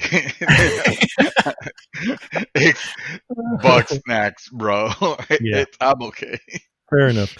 It is important to note that the free version of Bug Snack is the PlayStation 5 version. There is a PlayStation 4 version that is not free. So please keep that in mind. Also, there's a Windows PC version, also not free. So please, don't go tagging the wrong one and then paying for some shit you don't want to be paying for. Exactly. I tagged it on Steam. Oh shit! It cost me $59.99. Damn it! Nailed it. All right. And then, of course, we have the Xbox Games with Gold for November 2020. Oh, God, let us. Yeah. Thank God the Xbox has Game Pass, and even though you have to pay for Game Pass, at least you get some value, because you just don't get value on Xbox Live Arcade or Xbox games with Gold games. Yeah. Well, let's take a look here. Let's just. I was even when I posted the thing, PlayStation 5's first PlayStation free game, the PSN game that you could get is Bug Snacks, and then I put, "Don't laugh, Xbox fans, because you know that you'll probably be getting like fucking perfect Dark Zero for your brand new Xbox Series X, because that's how they roll. That's how they roll. They give you garbage. That's exactly crap, how they roll. Old, yeah, whatever. So speaking of garbage crap, whatever. The first game, the two games that are coming to Xbox One only are Aragami Shadow Edition, which will be available November 1st through the 30th. I don't know what that is. Swim Sanity, which will be available November 16th through December 16th.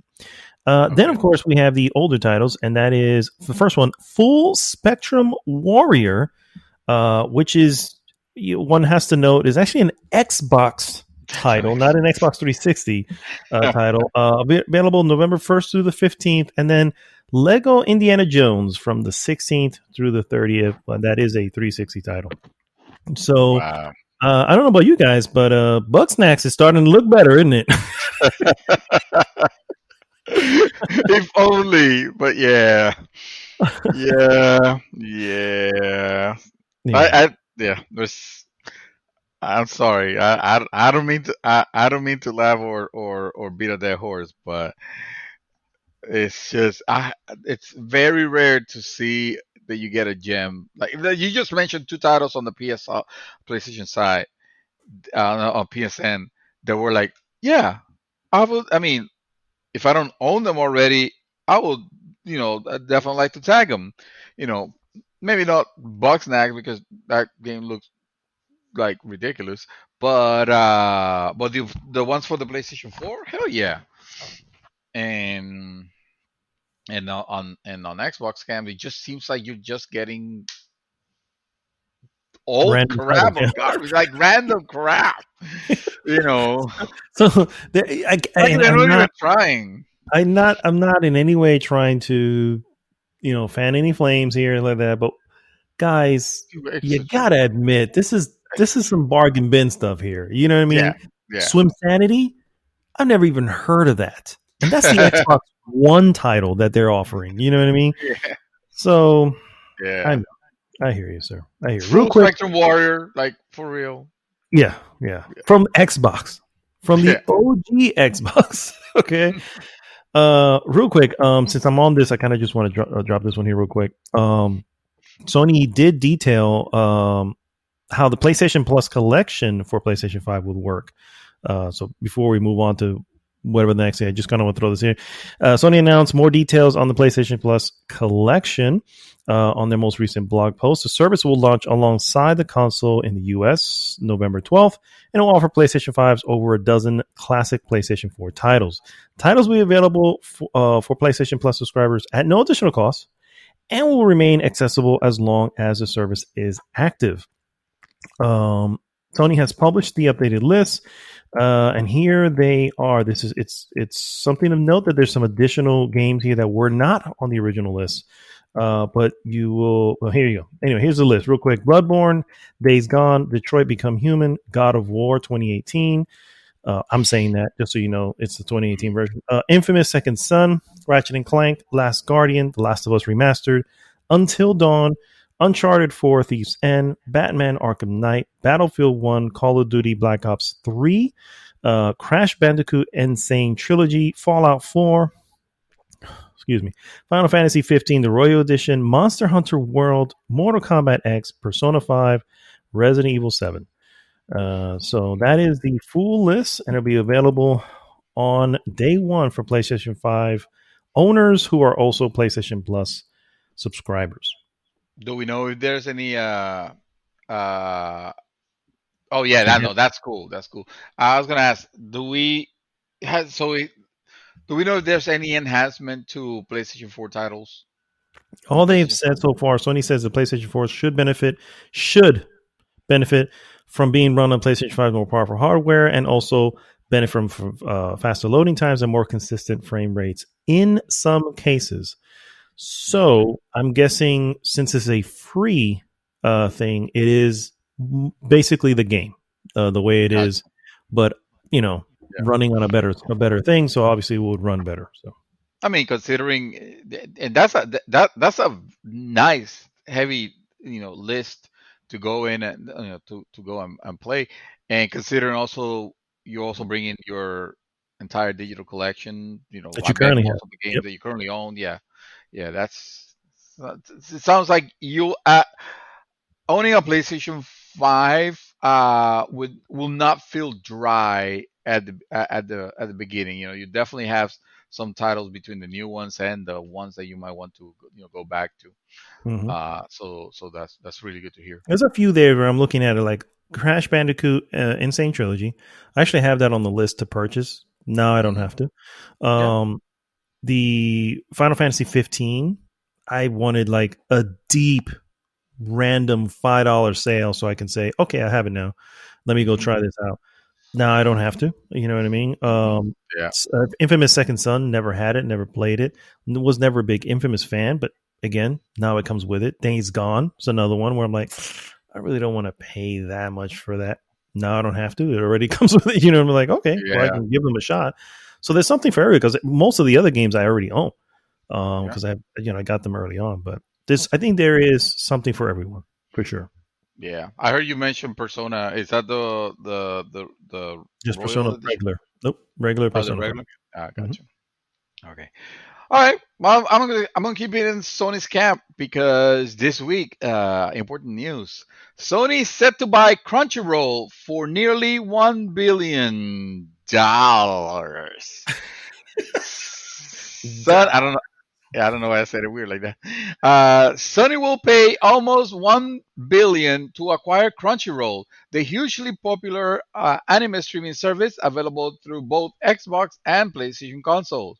The PlayStation uh, the PlayStation maker is in final negotiations to seal the deal with a 957 million bid, and it is the only company in its running. So they just put the money. You just say 957, 957, and Wow. so far they're only running, the only ones running. Everybody else is like, yeah, that's too much. You're good. Uh, you know what? You might think, but this actually makes sense. So Sony already owns anime service uh, Fun Animation or Funimation? Because I heard Funimation, but they have it written down here as Fun Animation altogether. Anyway, which has a million subscribers through its, though it's dwarfed by Crunchyroll's 3 million subscribers and a whopping 70 million free members. Hmm. Uh, investing in animation right now makes sense. It is relatively cheap to produce compared to live action series. That is true, which currently has their own logistical issues during filming. Filming during the pandemic, and of course, everyone's at home right now watching streaming services. Yeah. So, so yeah, and I agree. I concur. That value is reflected in the company's near $1 billion revenue, although it is still nowhere near the 7.5 billions Microsoft is paying for Bethesda. Yeah. For sure. Yeah, For sure. but yeah, it interesting. I thought it was interesting because yeah, it's it is obviously this doesn't have anything to do with gaming division. That's not what it's for. They don't gotta make fucking Crunchyroll a PlayStation exclusive. That's I didn't bring it up because of that. I brought it up because it is. I thought that was actually true or wrong or ranked true, that the fact that animation is cheaper. Yeah, Sony has been successful with animation, and they seem to have the experience already on it. And it's also a streaming platform that can bring even more revenue to the company. So it makes sense, you Yeah. know? I agree. For sure. I mean, that's, and like you said, that's a revenue stream, which is very important. Yeah. You got to have, especially on a launch of a new console, which I know that they have high hopes for it to sell really well. But at the same time, you got to be a little realistic. You know what I mean? There are Mhm. tough times at the moment across the globe. You know what I mean? So not everybody's going to be able to buy immediately. Yeah. Not to mention the fact that they, they don't seem to have that many available anyway. But so yeah, that makes sense. I like the If you move. wa- I if like you the move. want to watch the hentai prince and the stony cat, That is exclusive now to Sony. Yeah, that's all right. No, I'm not. I'll pass, sir. Thank you. Everybody should pass, I except for would Jason and agree, I. but it's up to you guys. My next piece, guys, believe it or not, Nintendo had a direct mini that they shadow dropped. I hinted at this earlier Oh, because of specific title they mentioned. I immediately bought. But anyway, they had some other stuff to show off, and I'll just kind of quickly roll through some of these. First off is Bravely Default 2. They gave kind of a bigger look into it. And the game does have a release date of February 26, 2021. Obviously, pending any delays. A new game called Story of Seasons, Pioneers of Olive Town. Very similar to, oh dear, what is that game? Not Farmville. Jesus. oh, uh, Steam Value? No, Steam Value. Steam. What is it called? Stream Valley? Is it Stream Yeah, Valley? yeah, No. yeah, something like that. Oh, Hard Do what Valley. is it? Yeah, Steam Thank Do you. Valley. Yes. There you go. Stardew What is Valley. There it is. We got there. Okay, We got there. that's we are changing our name from GG to FG for Foggy Gamers. I already told you, GG will eventually be geriatric gamers, but Oh, that's we'll right. work to that eventually. This is more of a, it's more of like isometric view, 3D looking Stardew Valley, essentially what it is. So, anyway, moving on. Next one was Surviving the Aftermath, which is a post-apocalyptic wasteland game. Essentially, it didn't really catch my my attention. I think I'm a little bit done with post-apocalyptic wastelands, but it looks like it's one of those management. What do you call that? Resource management type of games. Scheduled for spring of 2021. They showed off a little bit more of Immortals: Phoenix Rising, which is coming to multiple systems, but it is also coming to Switch. And this one is releasing on December 3rd. And pre-orders are available now. Bakugan, Champions of Vestroya, which is exactly the anime bullshit game that you think it is.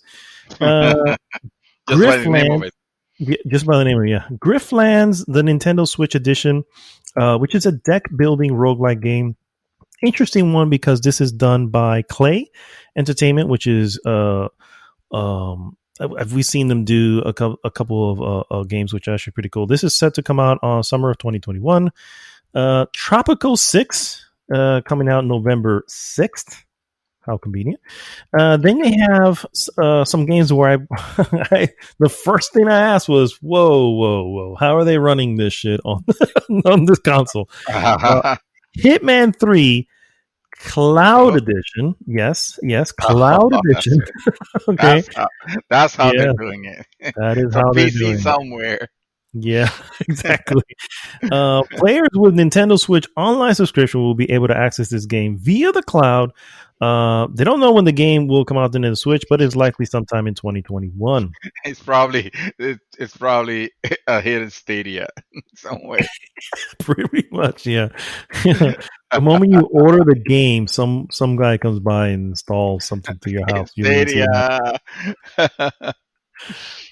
Another interesting one, Control Ultimate Edition cloud version. So Nintendo also surprised by revealing that Remedy Supernatural Action game now available for players on the Nintendo Switch online subscription, again via the cloud service. And then, of course, they mentioned No More Heroes 1, 2 re-releasing on the console, and then showed off a little bit more of No More Heroes 3. The new one, set to come out in 2021, no specific date just yet.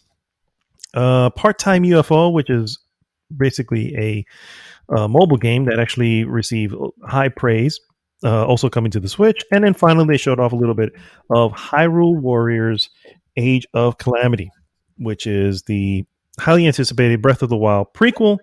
Looked pretty good, but it's not my type of game. It will be available on Nintendo Switch on November 20th. but a demo is available now if you want to go try it out. And that, my Cool. friend, is all they have.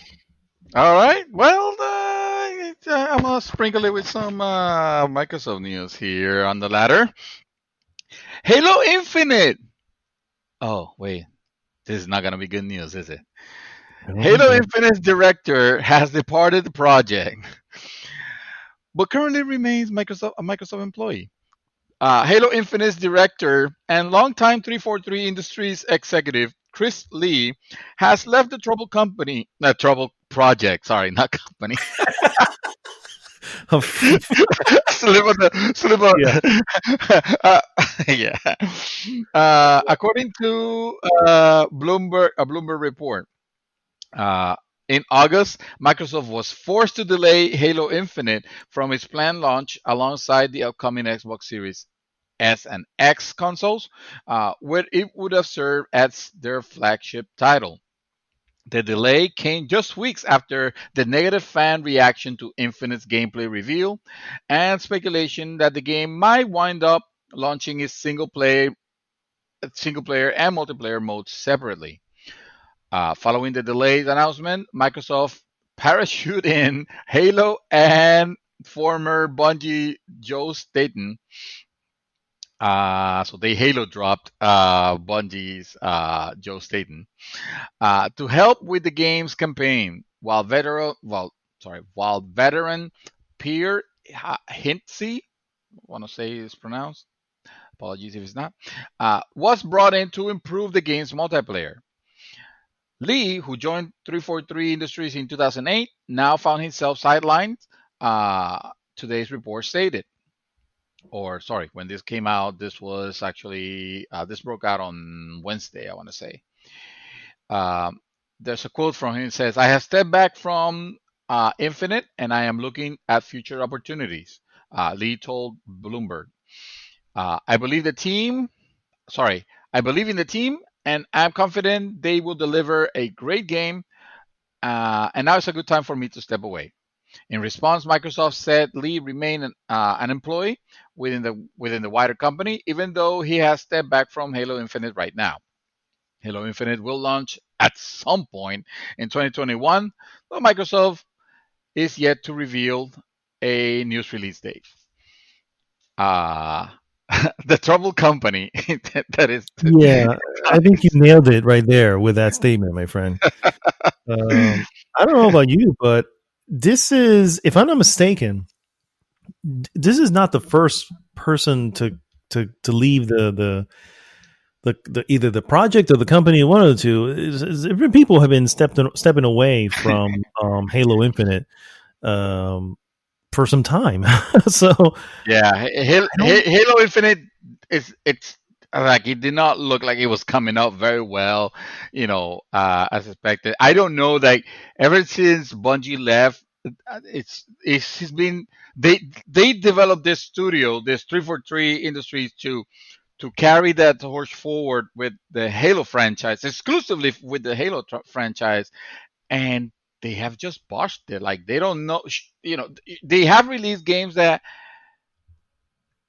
graphically they look the part, or they look the part, at least on, not counting Infinite, but like the stories are the least Halo that you could, they feel the least Halo that they have ever felt.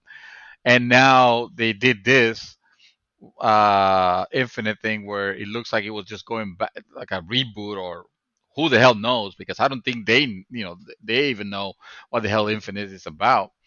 And it's just not great. It's not coming out together, yeah, and yes, they brought in someone from, an ex Bungie person, but there's been a couple of people that have been, that they decided to go. So you don't know how. I doubt. I don't feel like this is a game. I don't feel like this is a 2021 game from the looks of it. Because if they need to rework this completely. Yeah, I was going to say, I feel like any amount of rework is going to take longer to. Well, first off, I'm not going to call it an ugly game, because I feel that that's just harsh, but it did not look next gen. It looked like you can run it early PlayStation 4, Xbox One life cycle and run it well. Mhm. You know what I mean? That was not a great showing. And it's funny because if they'd have to show it off, but I wonder in a world where they would, let's say for some reason they didn't show it off. Let's just say they never would do this because they're gonna fucking show it off. They need to build the hype. But let's just say in a random world that they did not show it off, can you imagine releasing that version of it to the masses after this launch? I cannot. I mean, that would be a stake in the heart of the Xbox fandom. Xbox. I mean, I don't know if I don't think it's going to cost them. I mean, we all know how much Microsoft I'm makes not money. sure I will take it that far, but it'll definitely be. I mean, it'll be. It's not gonna destroy Xbox. No, So and I'm not saying that. I'm not. I guess maybe the stake in the heart is a bit much. But I mean, it's definitely. I mean, that would easily make you lose faith in the ship that was righted, halfway through this generation. You know what I mean? It's like, how can you even think of releasing something like that? You know what I mean? It's like, that's just, I mean, we joked about it. It's like, that looked like Halo 3. And it's like, and I've only played Halo 3. So the first thing I said was, oh, they're remaking this? I don't even know what's going on. You know what I mean? So I don't know. yeah, I feel it's a good thing that they're going back to it, going back to not the drawing board, but going back to rework on it. But I agree. I think it's definitely going to not be 2021 either. Or at least late 21. This is like next holiday now. You know what I mean? So let's put it this way: it shouldn't be. They should be. They should rethink this whole idea because I don't think even the premise didn't sound. First of all, I think it's a I think it's pretty shitty already that you are not finishing the second fight, not finishing the trilogy. You just decided to abandon it because, well, you kind of fucked up with the story, and now you can't wrap it around. You know, uh, arguably, I, I I don't know if I would have wanted to see where it was leading. You know, when I think about it, but I don't know. They could have actually. I feel like you should have wrapped that off because they left it. Even though it wasn't like super interesting or anything like that, it was still a story that they left in a cliffhanger. And now to try to reboot, like rebooting Halo makes no sense right now. Honestly, you want me to speak frankly? I don't think I think Halo as a franchise should exist. I don't think we need Master Chief as the as protagonist. the icon of it or whatever because history has already proven that some of the best Halo games released have not had the Master Chief be the protagonist on it. Halo Reach was phenomenal. Halo ODST was fantastic. A lot of that's one of the most interesting, Halo games. Like holding on to this thing with the Master Chief and Cortana and all that stuff feels like yesterday's victory. Like Microsoft has something like really strong going on back in the days of the 360, and they just think that they can revive it somehow. When I don't think Halo in this generation is relevant.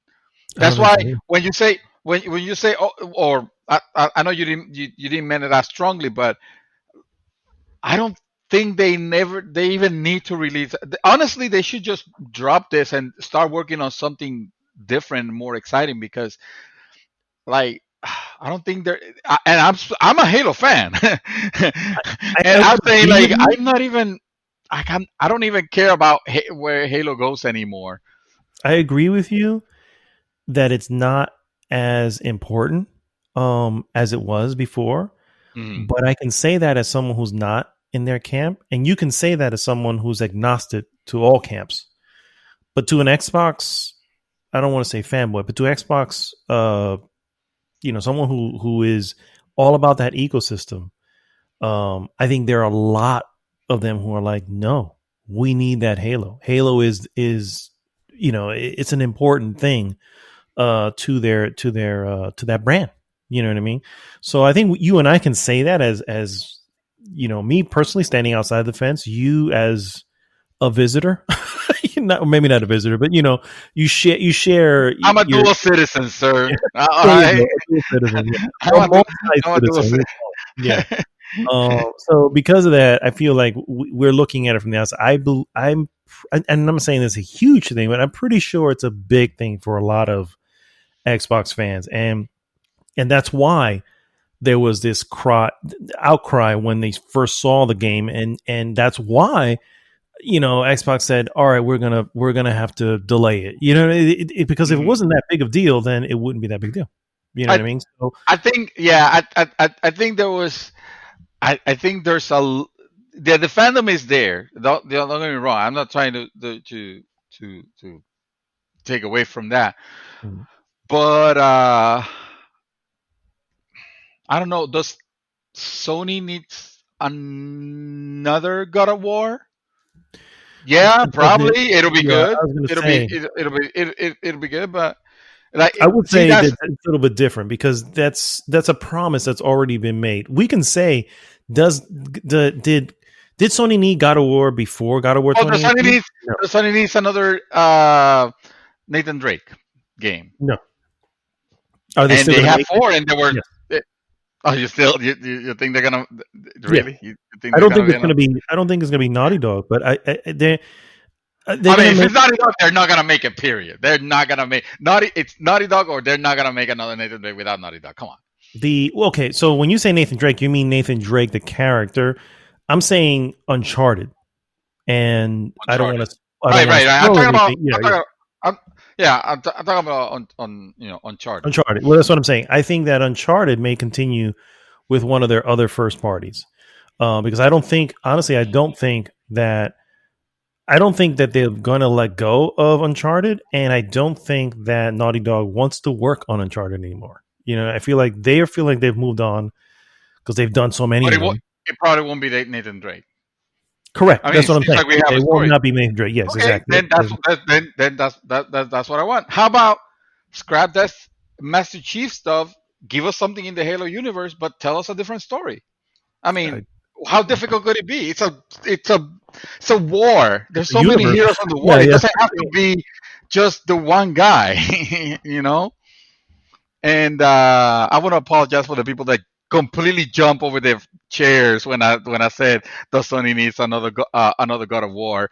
Obviously, people are love the idea of another God of War because that last God of War was great. But I was thinking more about after God of War 3. And now they want another God of War because I was saying before 2018 God of War, yes, I think we were all like, yeah, we don't need any more God of War. We're good. We're good. Even when we started seeing it, we're like, okay, it looks good, but really, you really should put your efforts somewhere else. You know what I mean? It wasn't until we played it that we finally said, holy crap. So now you have that, and not to mention, if you play God of War, you know that the door has been open for more. Yeah. So especially the 2018 God of War showed that you could revive a character that nobody much care anymore because it was a character of its time. And what did they do? They just remade it into something to accommodate our times right now, and I think he's awesome. I agree. That's something that they should do with Master Chief. Something along those lines. It looks like they were going for it, and it was not looking great. Really? Well, I mean, this. Are you talking about this right here? Because this looks like a remake of the original. Oh yeah. It looks like they were because they were trying to reboot this thing almost. Or again, who knows? Because it's super confusing. But they did not nail it. So I say, off with the Master Chief and the Cortana and whatever they're trying to do. Just give us a story in that universe. if you're so into making that universe relevant again, because I don't know if there's a lot of people that can. A lot of the Halo thing, a lot of the fandom of Halo was that multiplayer, and guess what? Nobody plays the type of multiplayers anymore. I'm sorry, but that's a fact. Everybody's playing the what's worse. Everybody's playing battle royale games, Battle Royale, you're which playing is your Call of not. Duty. Call of Duties are still selling game buses every Call of year. Duty is a battle royale now. You Yeah, know, they're making Battle Royale on top of that. Exactly, yeah. that Warzone is a battle royale, and the classic modes are there, but I feel like more and more people are jumping towards that. And yeah, so I don't know even in the best effort, I think the most they could get is like, well, just like when just like Gears of War, Gears 5, just like when Gears 5 came out. Yeah, it was entertaining, but it was not revolutionary, and it still played like the old ones. So who cares? At least God of War played very different Yeah, no, from, it was completely revamped. and he needed to. But it didn't forget its history, which is what I feel like if you're going to do with Halo is you don't have to forget that history, but do something different to bring it from a different angle. You know what I mean? And I think that's what's missing. You know what I mean? It's like it doesn't. You don't need to let go and forget about everything. You don't have to do a complete reboot. And if you're gonna do a complete reboot, don't do the exact same thing because then that's not really a reboot. That's just a remake. You know what I mean? And then shit just gets confused at that point. So, Yeah. but all right, moving on to the next piece. Keep it in the Xbox camp. The Xbox Series X and S consoles are going to be sold out at retail this year, and that's something Xbox boss Phil Spencer has now apologized for. In an appearance on the Drop Frames podcast, Spencer said demand will outstrip supply for the new consoles this year and beyond. He said stock shortages will continue for a few months after release. Quote, we know what our supply will look like basically for the rest of the year. We're going to have more demand than we do supply.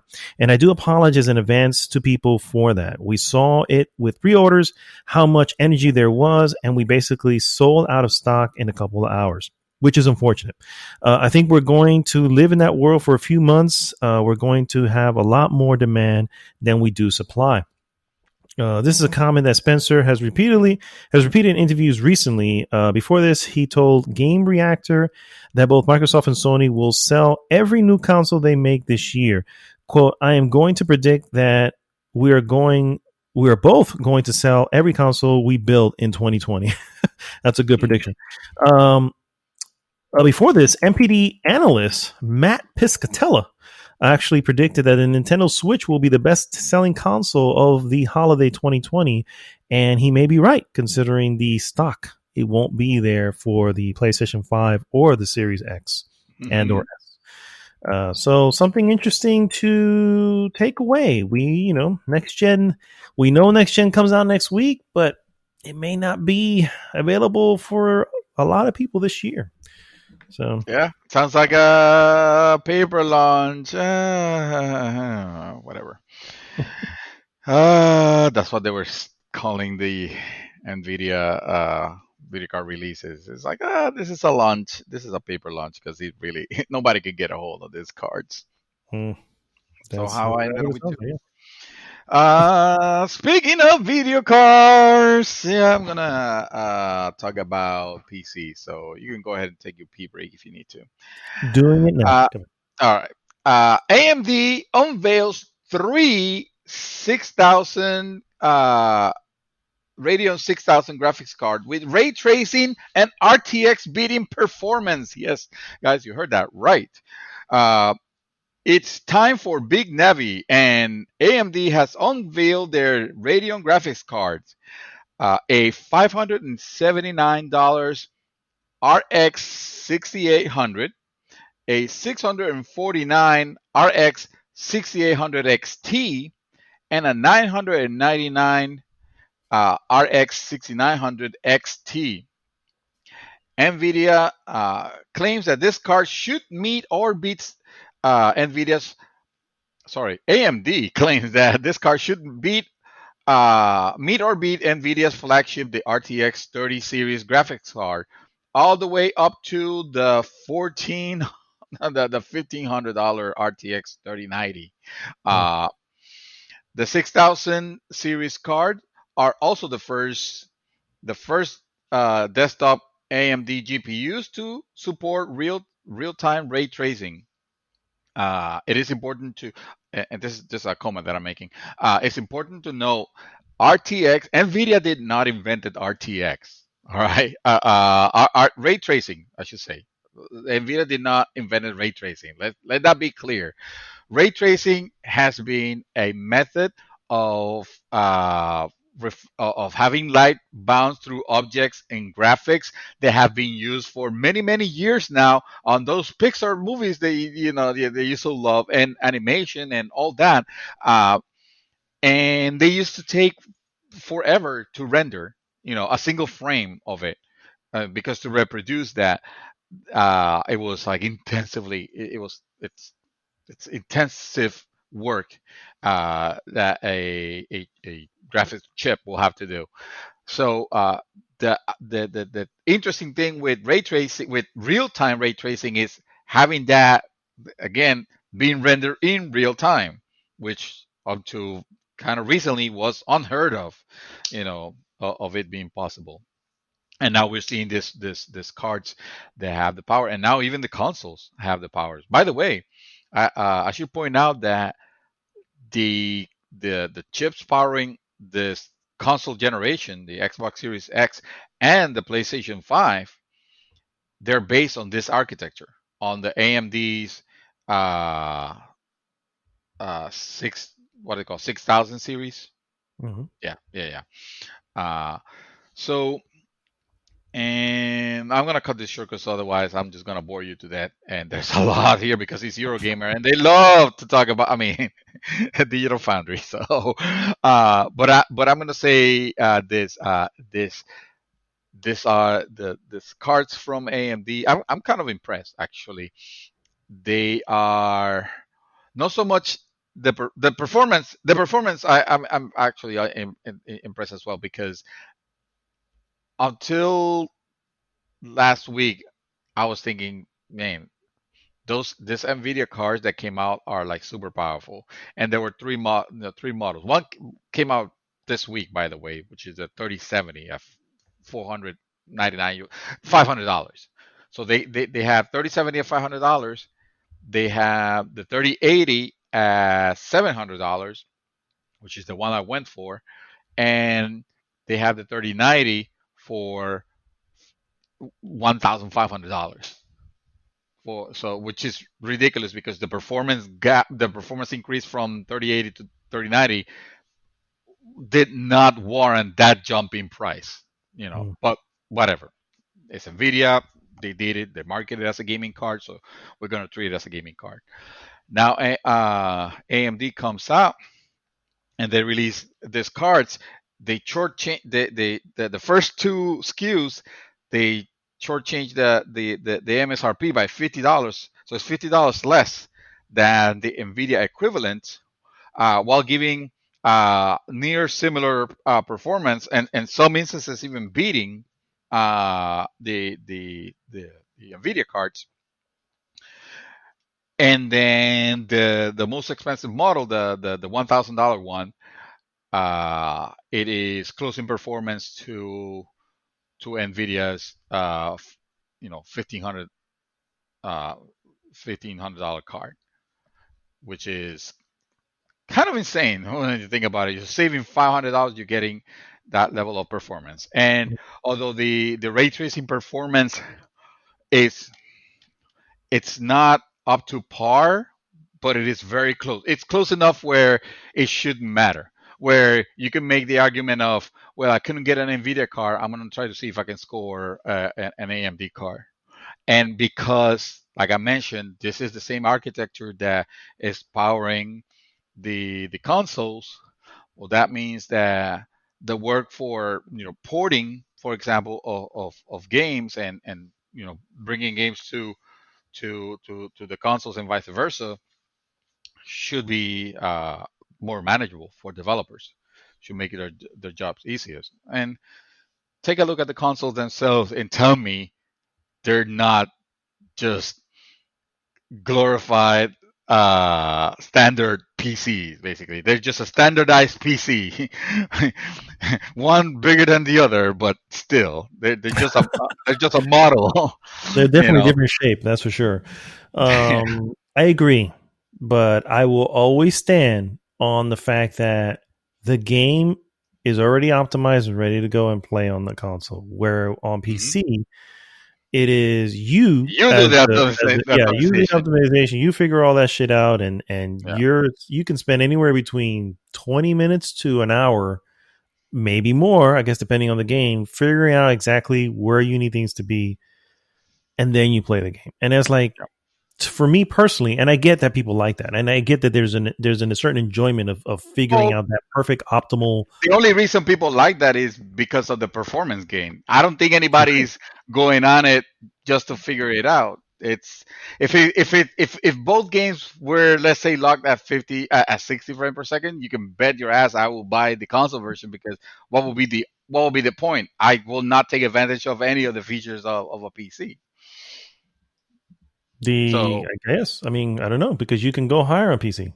Do you know what I mean? Yeah. So that's what I'm saying. The performance is the only reason that, for example, if I were to choose between a version of a game, the performance will be the only reason I will go for PC. Being able to tweak that, that performance. And by tweak is, I don't want to make it run like it'll run on the console, because at that point I'll just get the console version. I mean, why not? I have a bigger screen. My monitors are big. Guess what? My TV is bigger. It's not the biggest. It's 55 inch, but it's obviously bigger than my screen, than my monitor. So obviously I will go that route if I can. But if I need to run a game and I have a choice between, high graphics at 30 and epic graphics at 60 or 120 or something like that, then I mean the choice pretty much makes itself.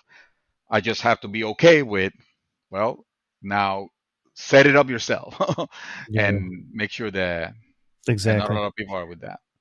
Not I. No, definitely not yours. Yeah, not you. Sure. Yeah. My last piece, guys. Cyberpunk 2077 is being delayed yet again. And unfortunately, this time it is until December 10th. Not too far.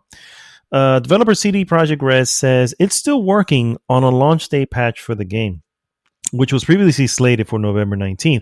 It attributes the delay partly to its multi-platform release, which will see the game launch across 2 generations of console platform, PC, and Google Stadia. Quote, the biggest challenge for us right now is shipping the game on current gen, next gen, and PC at the same time, which requires us to prepare and test 9 versions of it. We need to make sure everything works well and every version runs smoothly. We're aware it might seem unrealistic when someone says 21 days can make any difference in such a massive, complex game, but they really do. Cyberpunk 2077 officially went gold. So going gold has sort of changed meanings in October. And the developer promised via Twitter that, quote, no more delays are happening, end quote. The release version is still finished, but CD Projekt Red has been developing further updates for the day of the game's release. Quote, this is the time period we undercalculated, which is mentioned in the tweet. This is from The Verge, but I also found several articles. I won't go into all of them, but there is some whispers that what's really holding back the release is the games coming to current gen consoles. Because apparently the PC, this is a quote from another Adam Kaczynski, on another, what is this, Push Square. Quote, the game is ready for PC and it runs great on next gen consoles and could be shipped on the scheduled date on those platforms. However, even though the game has been certified on current gens by both Sony and Microsoft, some very final optimization processes for such a massive and complex game require a bit of additional time. So clearly they're ironing out not the next gen and PC, they're ironing out the current gen. So that seems to be what's really, really holding them up. Which I don't know. I mean, I was shocked when they said this is going to run on a regular PlayStation 4, and I can only imagine the level of sounds my PlayStation 4 would make trying to run this damn thing. Which is why I told you I'm not even getting it. I'm getting on PlayStation 5. There's no rush. I have a massive backlog that Hades has not helped in any way. So I'm just like, I have no choice, but I was like, you know what? I have lots of stuff to play that are in current gen and that will not cause my PlayStation to suddenly take flight. So I think I can wait. Yeah. The delay. I mean, it's held off by.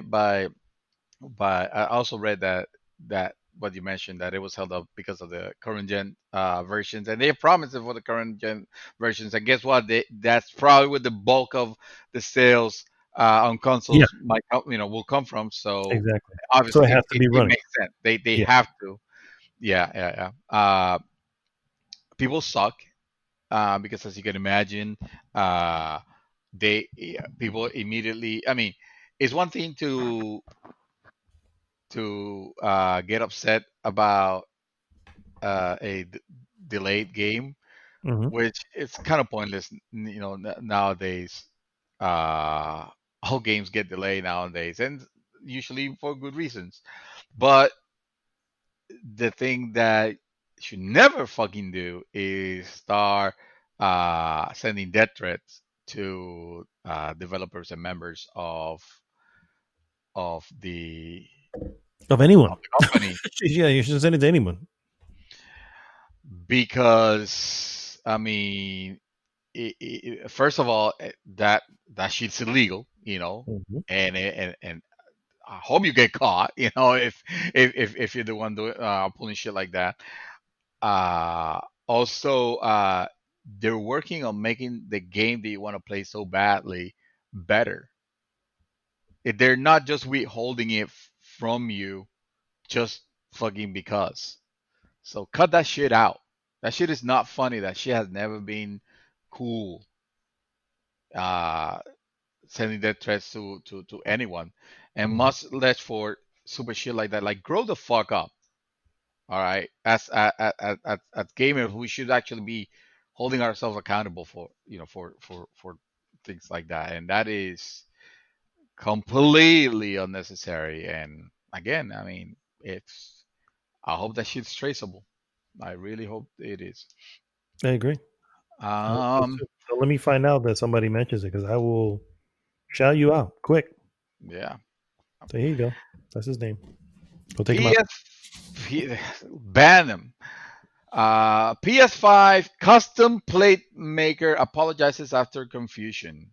You remember we spoke about this Mhm. last week. There was a company that was promising customized PlayStation 5 faceplates. They're still going for it. Don't get me wrong. They're Mhm. still alive. Actually, that is what the news is about. That they came under scrutiny recently after their website briefly disappeared and their social media presence became temporarily hard to find. So people thought, okay, so these people just took the money and ran. Mhm. Now the company is back online and promises that all orders for custom PlayStation 5 plates will be fulfilled. Uh, when the PlayStation 5 teardown video was published, the team at Customized My Plates saw an opportunity to offer custom replacement PlayStation 5 plates with design separate from the standard white that Sony offers by default. Notice I said the team at customize my plates. I didn't call them plate station. Uh, PlateStation5.com, the former name and web domain for the UK-based company selling unofficial third-party PlayStation 5 accessories, custom plates limited, had no relationship with Sony at any capacity. So they just want to make it clear. And there's a tweet that they released. It said, "Those asking why the name change, we made a move uh, to respect trademark and copyright claims." That's all they said on that tweet. Uh, let's just say the lawyers of a certain console company came in after them and were like, Mhm. "No, no, no, no! You can't call it plate plate station. Sorry, boys. You're gonna have to change your title. You're gonna have to change the name of your company." Kind of sucked because I thought that was very clever. I It is thought clever, it, but and and honestly, I don't think it's fair, but at the same time, I understand why it was done. Because I mean, fuck, they're calling it plate station. I mean, come on, yeah. I agree. come on. I mean, honestly, when we were talking, I think we talked about it last week. I was like, "Ooh, that's interesting that they would, that's go with that name." But hey, I mean, maybe they'll let it be. But no, I mean, They we let all it be know. not. Yeah.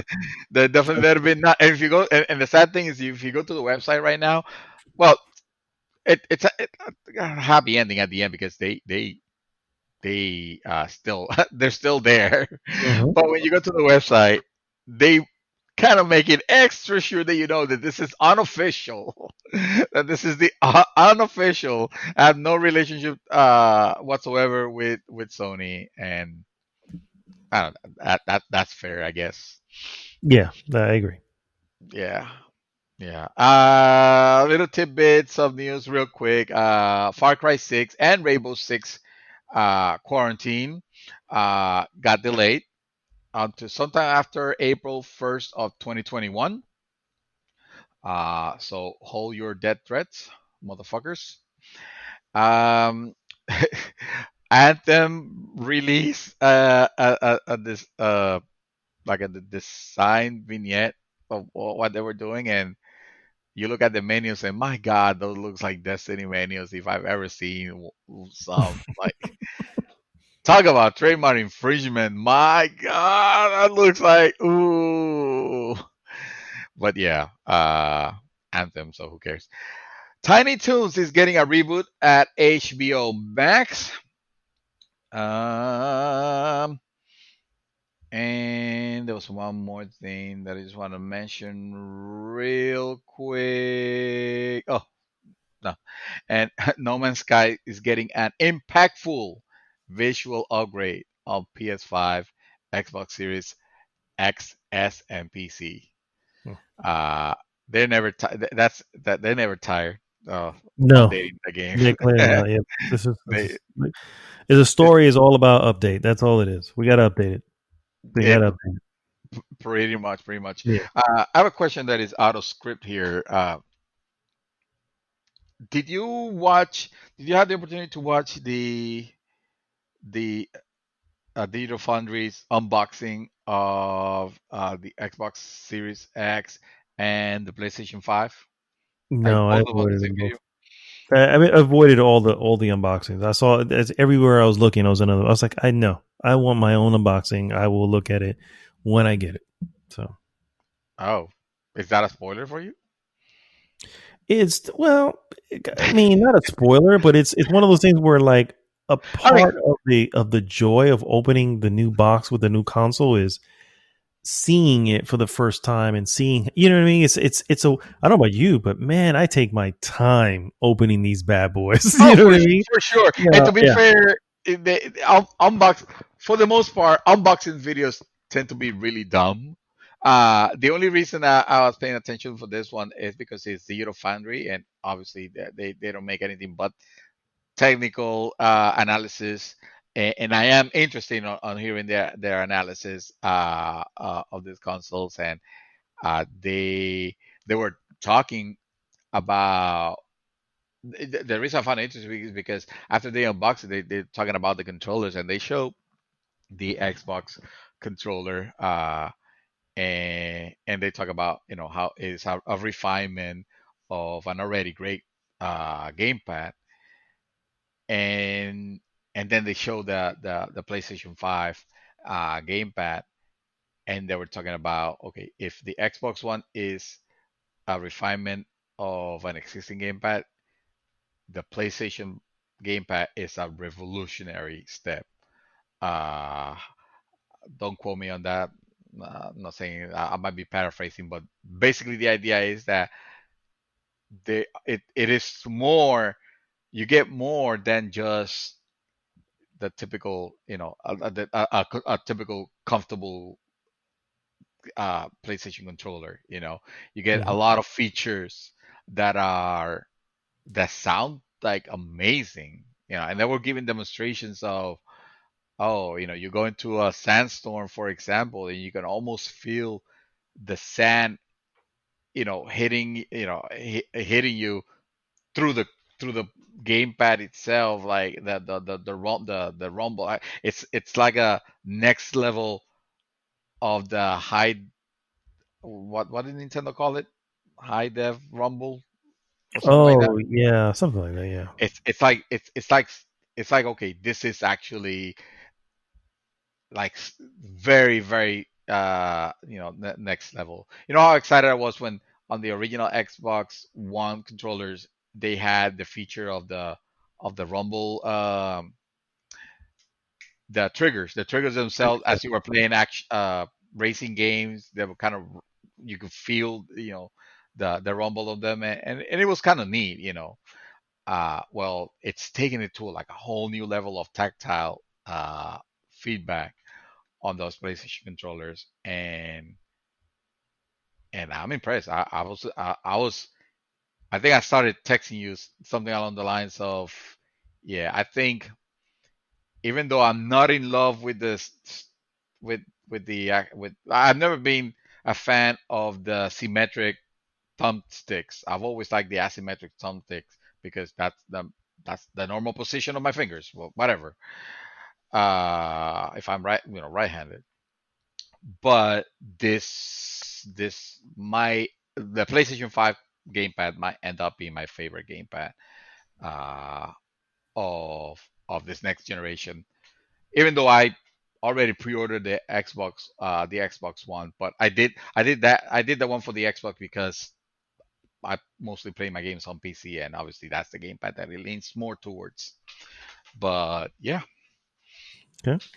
No, I mean I'm hearing good things about the DualSense, but I mean again, I want to see and discover those things on my own, and not have any additional stuff kind of rolling in my head, and I don't know, I've just been that way. I've never really watched unboxing videos in general, or early impressions, stuff like that. I just feel like it's taking away from my discovery of those things. Mhm. You know what I mean? In some way. So I don't think it's a spoiler in the sense, because it's really not. And I think, frankly, spoiler culture nowadays can be a little ridiculous, but um, I don't think it's that. It's just, I want to have that experience by myself with just me opening it up, on a weekend, you know what I mean, where I don't have to do anything else. I can just sit it there and set it up nicely, and you know what I mean. I'm just looking forward to that, and to see it happen for a bunch of other people, and it basically dampens my what could be It my angers me because this goddamn YouTubers have to get technology first. No, I'm kidding. yeah, exactly. All Nailed right, it. guys. Yeah, nailed it for sure. I don't have anything else. Do you have anything else? You want more? I mean, No, I guess we're good. All right, guys. Stand by. Excuse me. We'll be right back with our hot topic. hot topic.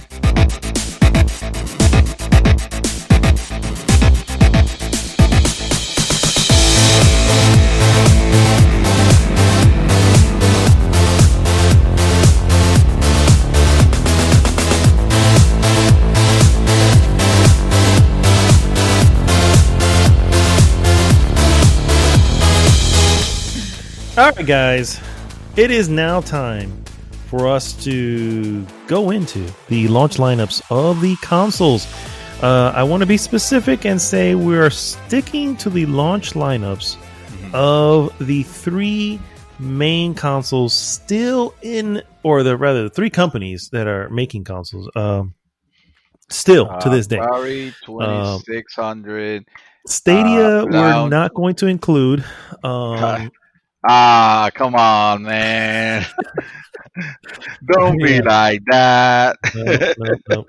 We're not going to include any of the Sega consoles. We're going to go with the ones that are still hanging strong. So, of course, that would be the PlayStations, all the Xboxes, and all the Nintendo variations. You know so, what? Sir? Fun fact, Yard's Revenge is the best Atari 2600 launch title of the launch titles. Have you seen that game like recently?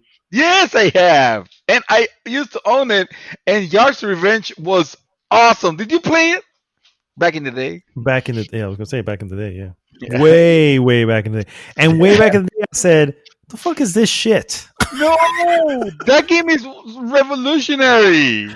It was amazing. Sir, it's one of those things that, you know, what is that weird thing that people do where shit goes over your head, just like, ooh, that was me. It's right over my head, like, oh.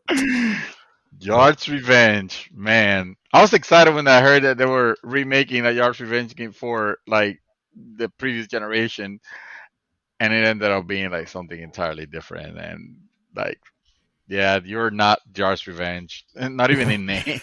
I mean, in name only, but that's not what the gameplay was. Nor did I expect the gameplay to be that, because it was kind of basic.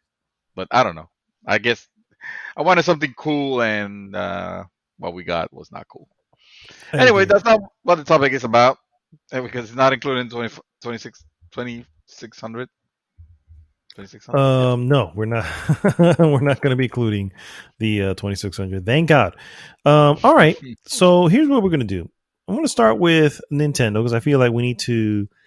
There's a couple of caveats we have to give here. First off, we're not including handhelds. We are strictly going by the standard console. So the 3DS, the 2DS, the Switch is the handheld. The Virtual Boy, the Game Boy Advance. Yeah, we're not going to include those. So we're going to start with the. And here's what I feel we should do. Is we should probably start with Nintendo. Look at the launch lineups that they had, each version that we're looking at, and then kind of say, okay, of these, which was the best that was available at its time. Okay, and then at the end we rank them all, and we decide which one is the best launch title, or which console had the best launch. Yeah, we can go with that. I like that. All right. You were right. It's a lot better when we wing it. Okay. I tell you, if we overthink things, man, do we really mess things up? No, it's just gonna sound robotic, and no, this is we just do it everything by on the spot. Yeah, go. Yeah, as we need it to go. That's right. So all right, so starting with the NES, sir. We have a lot of titles. I don't know if you know most of these. Of course I do. Come on, try me. All right, we got Wrecking Crew. We have Tennis, Wild Gunman, of course, the one that launched it all, Super Mario Brothers, Stack Up, Pinball, Mac Rider. Oh, you like Stack Up? Oh, okay. Pinball, no. Mac Rider, Kung Fu, which I dug, Ice Climber, Hogan's Alley, which was one of my favorites for some reason, Gyromite, Golf, Excite Bike, Duck Hunt, Clue Clue Land, Baseball, and 10-Yard Fight. Amazingly, so many of these unheard of titles are available right now on the Nintendo online service. So if you have no clue where they are, you can go try them out. No one. Yeah. Solid lineup, but we have to call it where it is. First off, Super Mario Brothers, obviously, and that goes without saying. Yeah. I think Kung Fu was great. I loved Kung Fu. I think Kung Fu Simple. was fantastic game, and but we had to give shout out to Jeremiah and Stack Up. They were not great games, but the technology. Hear me out. They were Oh they my were god. not great games uh, in and by themselves, but the technology of said game was nothing short of revolutionary. It was something that to this day has not been properly equalized. Uh, and by that I mean you get to play with a robot buddy. Buddy. uh, yes. And I'm not talking about the computer was playing player two. No, no. I'm talking about co op with a robot. And that, of course, was Rob. Your, Rob the yeah, robot. Rob the Yes. robot was there to play Tyromite and Stack Up. Or Jaromite. Or if you felt in the mood to change things, then Stack Up. But you could go either, you could also play Jaromite. Ah, before I forget, and Stack Mhm. Up. I Well, I'm glad you cleared that up, sir. thought um, that was revolutionary and, and dude, futuristic as hell. Like, think about it. It's in the I never 1980s. You had have a robot playing with you. I never had a Rob. I never cared to have a Rob, Oh my especially if God, it was. no! Then you were not a normal child. Then I feel I guess sorry for not. you. I feel I guess I not. Yeah. pitiful. How can you not look at Rob when you were a child and not be like completely blown away by the idea? Again, looking it through the eyes of today's now, it didn't work super well. But back in the day, looking at that, it looked like some Transformers shit before Transformer was even something. That thing was amazing. Yeah. Maybe Oh my not. god. I don't. Oh I'm my sorry. god. So I you were know okay with just a regular Nintendo? You were fine if you had to the. pick. Yeah. I mean. Yeah. I mean, I Well, you don't just know. took the fun right out of this. Sorry, I really didn't mean to, guys. I'm sorry, but it's just I don't know. I was fine with those. I do remember Hogan. Like I said, I mentioned that as I was mentioning Hogan's Alley. I remember loving that. I don't even. It wasn't really that good of a game. It was just really a shooting game. Yeah. Duck Hunt was okay. I think Excite Bike was always Uh, overrated I to don't me. know. I like, yeah, way too overrated. Yeah, I think people in their mind's eye go, "Oh, that was a great whatever," and I'm like, Mhm. I don't really think it was, but okay, No. you know, if you say so, you know what I mean. Who am I to, to Yuck your yum, like you question? say. Yeah, exactly. All right. All right. So that's just a good starting point. Let's go on to the Super NES Ooh. launch. Now, here's a funny thing about their launch titles.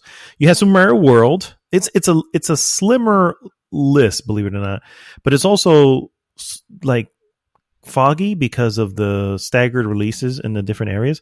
Super Mario World and F Zero were available in Japan. The US launch saw those two along with Pilot Wings, SimCity, Gradius 3. The European launch also saw Super Soccer, Super Tennis, Super R Type, along with the others. So Oh. those were the only ones there. And I have to say, as much as I love the Super Nintendo console, uh, it doesn't really stack up when it comes to the amount that was available for the Stack NES. up and Jeremiah. There you go. I Perfect, right? Yeah. So forgot about stack ups. Thank you for reminding me. Yes. you are Um, welcome, sir. this this part. Well, at least for what we can speak of, we can talk about the U.S. launch because we were both here. The Super Mario World, arguably, that was enough. you know, I uh, agree. well, I failed to, or maybe I'm misremembering, but I thought ActRacer was also a launch title. Was it not? It's not on this list that I'm looking at here. I could have sworn that Maybe it was Actracer. launch window. Oh, for sure. Yeah. Maybe I mean, launch window. I probably considered that because I remember between playing Super Mario World, uh, F Zero, and Arc Racer. That was like the trilogy that you the trifecta that you needed to realize that, oh yeah, I'm playing a next gen title. Like there's no way NES can do this. There's Mhm. just no possible way. Arguably, I feel like, and maybe I'm getting ahead of myself, but I feel like console nowadays, the jump and the fidelity jump and all that, it's kind of like diminishing returns. The higher you go, the higher you go on the next on the Leap. generational Mhm. leap is shorter, right? But back in the day, man, looking at AB graphics and then jumping into the 16, that was just no doubt, Yeah. no doubt. I mean, Uh, I can definitely agree with that. Um, I can definitely agree because I remember seeing the commercials alone had me like, "Whoo, do I so want a Super Nintendo?" But I mean, again, the it's slim pickings. You know what I mean? Yeah, Super Mario World, F Zero. Um, I never played Pilot Wings on Super NES, but oh I my mean, God, honestly, just those first two, Super Mario World and F Zero, those are the ones I played, and I remember loving the hell out of them. But I also mm, remember it being kind of scarce for titles at that time, which makes sense. You know, there was less games being made, so. But I don't know. What do you think? I think honestly, the original Nintendo beats the Super NES here, just with the amount of variety, and of course, you know, Rob the Robot and Gyromite and Stack Up. I mean, that says it all. I, until you mention it, because it's not always about the quantity, right? Quantity, yeah. Mhm. But once you mention, Rob the Robot, it makes me think that, yeah, definitely the NES, uh like the Super NES system, and the first when you first got it to play in your hands, and it was amazing. The experience was amazing. It blew your mind because it was so much better looking than the NES. But think about the quality of the titles. I think NES did something else with not just the fact that you were playing Super Mario Brothers, a game that was only available on arcades, and it was a perfect replica of it, and but also the fact that you had a robot, bro. You Yeah. had a I want to rectify a horrible, horrible wrong here that we have done. If we're gonna Oh, talk about launch titles here, I feel like we will be remiss not to mention the Sega consoles. Sega had consoles too, and yes, they but we purposely said we're not going to mention them, so that's why why we why are we mentioning Nintendo and NESs then? Like, why are we going because back? oh well because honestly I was just going by who is still out there as a console manufacturer. We'll stick with those.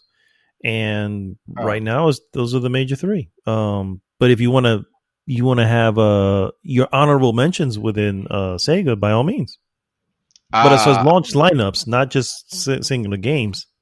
no, no, no. I was talking of launch lineups because Sega Genesis was launched prior to to the Super Nintendo launch, Hmm.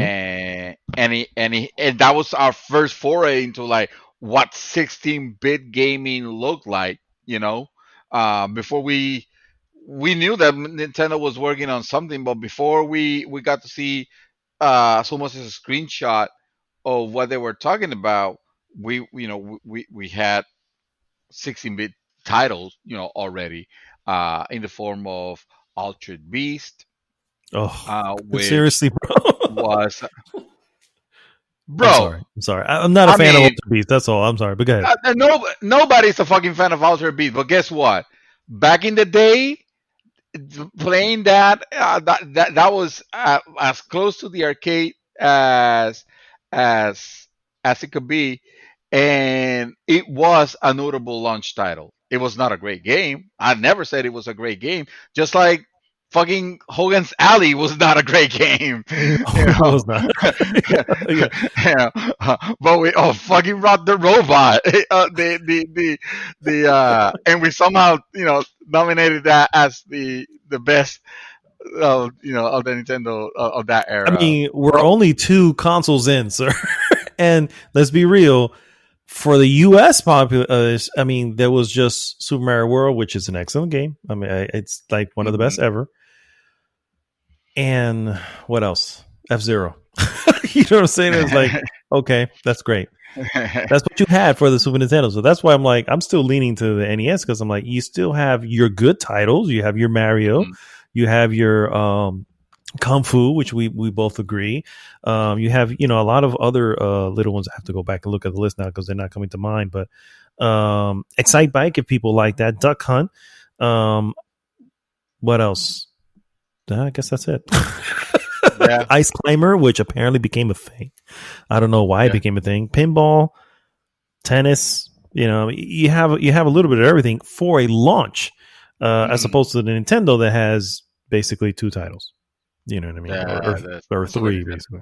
Super Nintendo, which has that and Gradius. There you go. Yeah. So that's really why I'm saying that, but I mean, all right, let's take a look at the Genesis. So yeah, you have your Alter Beasts, which again, I wasn't a fan of. Ghouls and Ghosts, great game, hard as shit. Alex Kidd and the Enchanted Castle, Thunder Force 2, Last Battle, Tommy Lasorda Baseball, which I know was a big thing at the time. That was a big thing because and he talked to you. Yeah, and Space Harrier 2, which is another. So that was the launch lineup with there. Did you mention Golden Axe? I did not, because it's not on this list. Really? Golden Axe is on my list. Okay. And I do remember it being a launch title also, and for some reason I want to say there was a Shinobi that was not Shinobi, not the arcade Shinobi, but like the Sega Genesis Shinobi version, but that might have been just launch window. In any case, since we were going back to Nintendo, I didn't want to like leave it out, but if you're right, we can just talk about. No. I mean, it's a good thing to bring up. So here is why I guess Golden Axe is not on this list. It was released in 1989, December 22nd of 1989. The console US launch was in August, so that was several months after. Windows, yeah. So maybe window, but definitely not launch. So that's what I was wondering. I was like, why is it not on this list? Let me look what it is. So yeah. That's what it is. It came out several months after, but it's definitely window. So window anyway. Gotcha. So. And now the Dreamcast. No. The next one I have is the Nintendo 64, and this is probably the worst launch lineup ever. And I can tell you this hands down because there were 2 titles, and that was worse in the sense that there really wasn't much else, but as far as what you got good stuff. Super Mario 64, arguably one of the, best pioneering 3D games, and Pilotwing 64. And that's it. Nothing else. That's it. That was it all. For the Americas. You know what I mean? It's the disastrous launch of very, very disastrous. It was right there. I mean, I went to Toys R Us that day and I saw that there was a 3D Mario somehow. It was like magic. It looked amazing and yes. But that was it. Yeah. That was all. That's all it was. Yeah. There was nothing else. Pilotwings was cool and all, but it wasn't, it wasn't groundbreaking. And it's on top of that. Yeah. So Pilotwing, I never had it. Like I prefer F-Zero. Like I was wondering, like why where's F-Zero here? Because F-Zero came out on Super Nintendo. Mm-hmm. I love that title. I love that game with the FX chip. Yeah. Fantastic. And like where's my Nintendo 64? I think that's why I just ignored it. Well, that and the fact that later on down the line, my the mother of my ex-girlfriend at the time bought me a PlayStation just because. Sounds like a keeper there, sir. Just saying. I didn't get to keep her, but thank God. Yeah, I I, heard it's a the good mother thing. sure wanted to keep me for the dog. I'll tell you that because I just had to Oh, that's just funny. somehow casually mention it, and I had it. Nice, nice. Yeah. All right. So I think it's clear we're three consoles in, and the NES still holds the top line. The next one after that You was didn't hear the me very well enough. I said Ultra Beast. Hello. whatever, Your favorite, if you say your so. Yeah. favorite game. The next Nintendo console was the GameCube release in the US November 18th. GameCube. Yeah. And here was the available titles at launch. And that is All Star Baseball 2002, Batman Vengeance, Crazy Taxi, Dave Mirra Freestyle BMX 2, Disney's Tarzan Untamed, Luigi's Mansion, Madden NFL 2002, NHL Hits 2002, Star Wars Rogue Squadron 2, Rogue Leader, Super Monkey Ball, Tony Hawk Pro Skater 3, Wave Race Blue Storm. I will be honest, I didn't get a GameCube. It's a console I skipped. I did.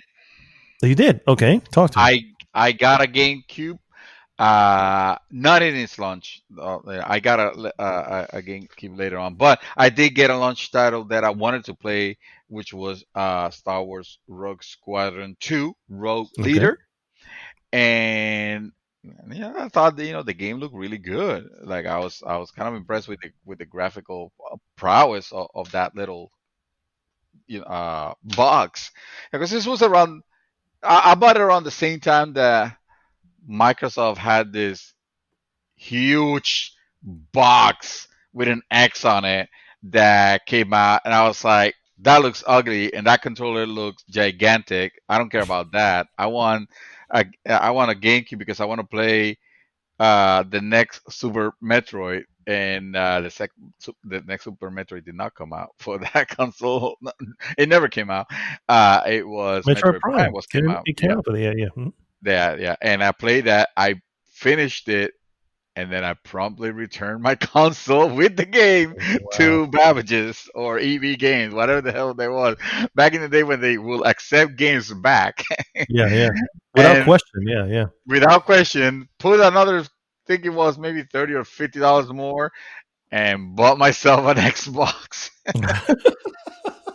with Halo, Oh and my never god. looked back. Well, I think that says it all, guys. I don't see anything that sticks out here. Crazy Taxi was not original to the GameCube. It came out before that, so this was more of a port. Yeah. Luigi's Mansion is probably worth mentioning because obviously that was the first of its game on at least on the console. I don't know if anything came out on handheld before that. Tony Hawk Pro Skater 3 maybe. Outside of that, I don't see anything that sticks out really. Star Batman Wars. Vengeance. I don't Star even Wars know was what the that other was. one. Star Wars, Uh, yeah, Star Wars, yeah. Star Wars was Uh, the one. But yeah, the console. Unfortunately, by that time, GameCube came out after the Nintendo 64, and like I was never a fan of the Nintendo 64 because that fucking controller was designed for aliens. And I couldn't hold it. It was too stupid. So I skipped that completely.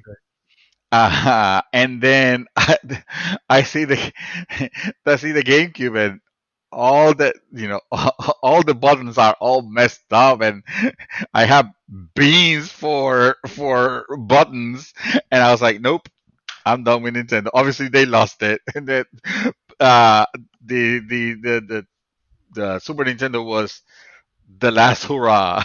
yeah, And yeah. I might argue all the way to the Switch, Nintendo Super Nintendo was Nintendo's last hurrah, because even when when everybody was enamored with the Wii, uh, I realized what it ended up being for real, and I think a lot of people ended up also being realizing what it ended, what it was for real, Yeah, and yeah, it was I not. agree. I still think that the NES still holds out here. As far as there's really nothing on the GameCube that I see that stands out. So Yeah, from what if it I'm was seeing, launch titles, if we're talking about launch titles, then launch. yeah. Hmm. If we're talking Yeah, about consoles, that Super Nintendo gave me yeah, yeah, so yeah. many experiences that it's just unequaled. I agree. The next one is the Wii, and believe it or not, there was a lot of games available. So I'm going to quickly roll through these: Let me get my Avatar: shovel. The Last Airbender, Hmm. Barnyard, Call of Duty 3, Oh, Cars, Dragon Ball Z, Budokai Tenkaichi, whatever 2, Excite Truck, whatever. Excited. GT Pro Series, Happy Feet, Madden NFL 07, Marvel Ultimate Alliance, Metal Slug Anthology, Monster 4x4 World Circuit, Need for Speed Carbon, Open Season, Rapala Tournament Fishing, Rayman Raving Rabbits, Red Steel, SpongeBob SquarePants Creature of the Krusty Krabs, Super Monkey Ball Banana Blitz, The Grim Adventures of Billy and Mandy, excuse me, the Legend of Zelda Twilight Princess, Tom Clancy's Splinter Cell Double Agent, Tony Hawk's Downhill Jam, Trauma Center Second Opinion, Wii Sports, and World Series of Poker. Um, Wow. Talk I about yeah quantity over quality, huh? yeah. There's a like maybe 2, 3 Yeah. qualities, a Yeah. lot of middle, and a shitload of not good. Um, So I'm going to start with obviously the obvious one, The Legend of Zelda: Twilight Princess. While not my favorite Legend of Zelda, still a very good game overall. Let me see what else is here. There was another one. Oh, Need for Speed Carbon. I don't know too much. Metal Slug Anthology or Marvel Ultimate Alliance, definitely. Uh, Okay. Call of Duty. I'm not even sure Call of Duty was running well on that console at that point. On the Wii, Um, probably not. maybe. Maybe, maybe not. Red Steel, maybe. Raymond Rabbit Rabbits. I don't know. Does this topple the NES, sir? I mean, sheer quantity maybe, but I mean, we're not in, looking at both. not in quality. Not in quality. I mean, you can throw. I wouldn't even care about quantity because you can throw a bunch of shovelware crap, which ended up the what the Wii became the console of, shovelware crap, and and just drown the good ones, uh, because Twilight Princess, even though originally a GameCube title, It and was. I was going to say and that's absolutely yeah. my understanding, the better version actually of that title, arguably, I I would can agree tell because you there in was a no way, waggle, so there that was says it all.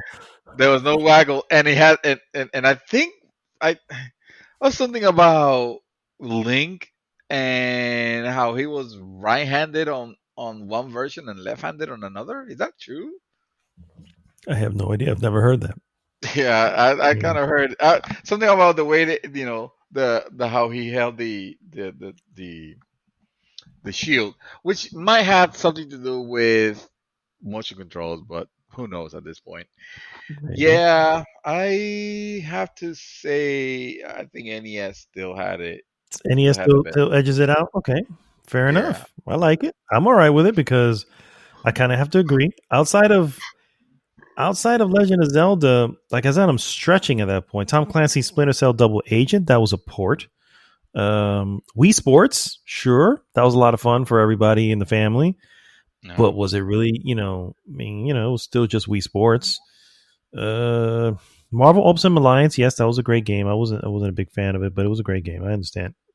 I don't know. I agree. I'm gonna go with Nintendo as well. Nintendo still edges out the launch. All right, Wii U. I'm gonna quickly run through these real quick. Wii U, Uh, Wii Call of U. Duty Black Ops 2, Skylanders Giants, Transformers Prime, Wipeout 3, Epic Mickey 2, FIFA Soccer 13, Tekken Tag Tournament 2, the new Super Mario Brothers U, Ninja Gaiden, Razor's Edge, Nintendo Land, Sing Party, Sonic and All Stars Racing Transform, Warriors Ooh, Orochi 3, Darksiders 2, Assassin's Creed 3, ESPN Sports Connection, Just Dance 4, Rabbids Land, Your Shape, Fitness Evolved, Zombie U, Scribblenauts Unlimited, Game Party Champions, and Batman Arkham City Armored Edition.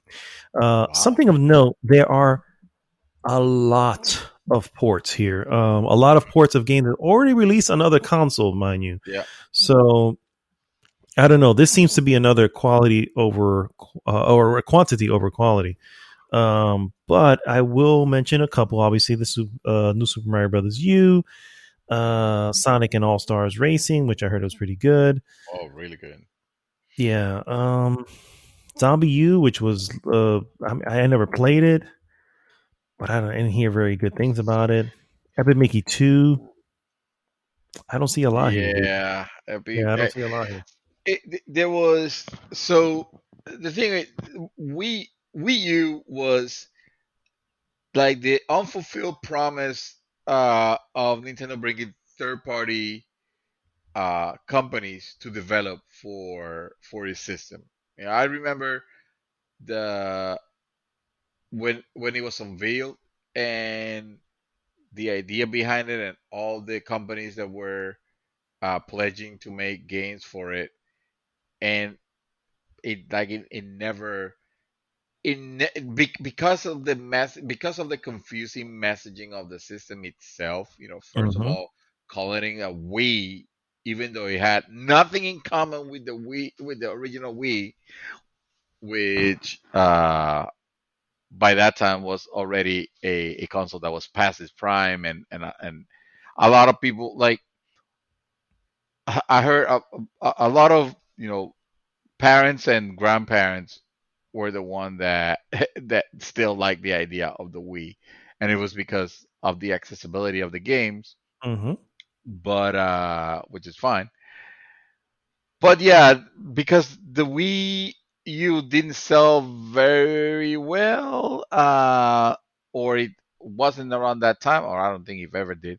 But also, the third party companies, like after that launch, like you barely saw any more ports No, or I get that. releases Yeah, on it. but we're still looking at the launch, and at the launch, still there's a lot of half-assing, if you will. It's a lot of Well, yeah, we're yeah, gonna support it. Here's this game, like I don't know, example. Assassin's Creed 3 had already been out for a while, and well, it's so coming was to the Wii Batman. U. The what? So was Batman Armor Yeah, Edition or Armor whatever. Edition. Yeah, yeah, it's That another was the one. same thing. Darksiders 2. Yeah, yeah, yeah. Tekken I Tag mean, Tournament 2. You know what I mean? there What the hell were is that? it had like it had for a launch for launch titles. It's I'm not gonna say it had the best games, but it looked more promising than everything else before it. True, Uh, including NES. because probably Okay. in the sense that by the looks of it, there was a lot of games that for regardless if they were out on other consoles, they were not out for Nintendo. Yeah. And if you didn't have the other consoles, you were gonna play them for the first time, and those were proven games. Sure, Assassin's Creed 3 was not a great Assassin's Creed, but guess what? It's an Assassin's Creed coming on Nintendo. That I Hmm. don't think it ever happened again. Uh, Same thing with Batman. Suddenly you were playing the version of Batman, uh, Arkham City, that was on Xbox and PlayStation 3, on Xbox 360 and PlayStation 3. Is 360 edition. that right? Yep. Mhm. Yep. You were playing it on a Nintendo console. So Mhm. I say the launch was strong, but it just petered out from there. But because we're just looking at launch, then yeah, Give I'll it to say them. Yeah. that I will have to say yeah, yeah. I agree. I agree. You have Sonic. You have your Mario. Oh You yeah. know, which you need to have. You have a Batman game, which is running great. Assassin's Creed, which is also running great at that point. Darksiders 2. It had Skylanders, which was huge at the time. It had a Call of Mhm. Duty Black Ops on it. Yeah. Wipeout 3, Epic Mickey 2, FIFA 13. All these major titles that are sellers. And Yeah. while it didn't make the Wii U sell, that's not the No. game's fault. So I agree. I think the Wii U launch lineup is edging out the Nintendo, the NES Yeah. overall. All right, so we're up to date with them, and we're on the Switch now, Nintendo Switch, and Trish. we have the 1-2 Switch, The Legend of Zelda: Breath of the Wild, Skylanders Imaginators, Just Dance 2017, Bomberman R, I Am Setsuna, World of Goo, Little Inferno, Human Resource Machine, Snipper Clips, Fast RMX, Shovel Knight Spectre of Torment, and Shovel Knight Treasure Trove. Mhm. I don't know. Wait, Doesn't look like this. Shower Treasure Trove was The whole Treasure thing. Trove is the whole thing. Okay, Yeah. so they had that. Okay, all right. Okay, so yeah, I heard Shovel Knight and Legend of Zelda: Breath of the Wild. Hmm. That's all I heard. That's all there was to hear. that was, that All was right, it. then we don't even have to go too far on that one. Yeah, Moving I on. agree. So it looks like overall the Wii U edges everyone out. Wow, who would Isn't have that something? thought? Not me. Plot twist. Yeah, I agree. I was just like, wait a minute. And then you start looking at it, you go, why the hell did the Wii U fail? I don't understand. You know what I mean? It's one of those things, sir. I don't know. Yeah, yeah. It was. I mean, the launch title, the launch titles were were fairly strong, united. It's just that you look at the games, and if you were trying to attract people that already had other consoles, then those people already played those games on the other consoles, and True. you know, Very true. Yeah. it's not. Yeah. All right. All right. So let's move on to another ecosystem, if you will. Let's go to the Sony PlayStation X, PSX. I don't know if anybody calls it that. The very original Mm. OG PS console. All right. This is what they Let's call it launched with. PlayStation. Yeah, PlayStation. You're right. I don't know what I was thinking. Air Combat, Battle Arena Toshinden, ESPN Extreme Games, Kiliak, the DNA Imperative, NBA Jam Tournament Edition, Power Serve 3D Tennis, The Raiden Project Rayman, Ridge Racer, Street Fighter the Movie, Turbo, Turbo, Total Eclipse Turbo, and Zero Divide. Uh, yeah, this is not very good, but it's the only one at the moment. So Well, NBA Jam for the win. NBA Jam. I heard you say Ridge Air Combat, Racer, Ridge Air Racer. Combat. Yeah, Yeah, yeah. yep, Oh that's shit, it. man. Yeah, that's That's all that's wow. there. I can That see was this a easily launch getting window. knocked off. Just saying. Wow, Sony, you have come a long way, son. For real. All right. Well, that's PlayStation 1. Let's move on to PlayStation 2. Uh-huh. PlayStation 2 launched 2000, October 26, 2000. All right. Oh, shit. All right. Give me a Oh second. shit, indeed. All right. So we Take a have deep Armor breath. Core. Yeah. Armor Core 2, Dead or Alive 2 Hardcore, Dynasty Warriors 2, ESPN International Track and Field, ESPN X Games Snowboarding, Eternal Ring, Evergrace, Fantavision, Gun Griffin Blaze, Kessen, Madden NFL 2001, Midnight Club, MotoGP, NHL 2001, Orphan Scion of Sorcery, or Scion of Sorcery, Cue Ball Billiards Master, Ready to Rumble Boxing Round 2, which I love, Ridge Racer 5, Silent Scope, Smuggler's Run, SSX, Street Fighter EX3, Summoner, Swing Away, Tekken Tag Tournament, Time Splitters, Unreal Tournament, Wild Wild Racing, and X Squad. That's it.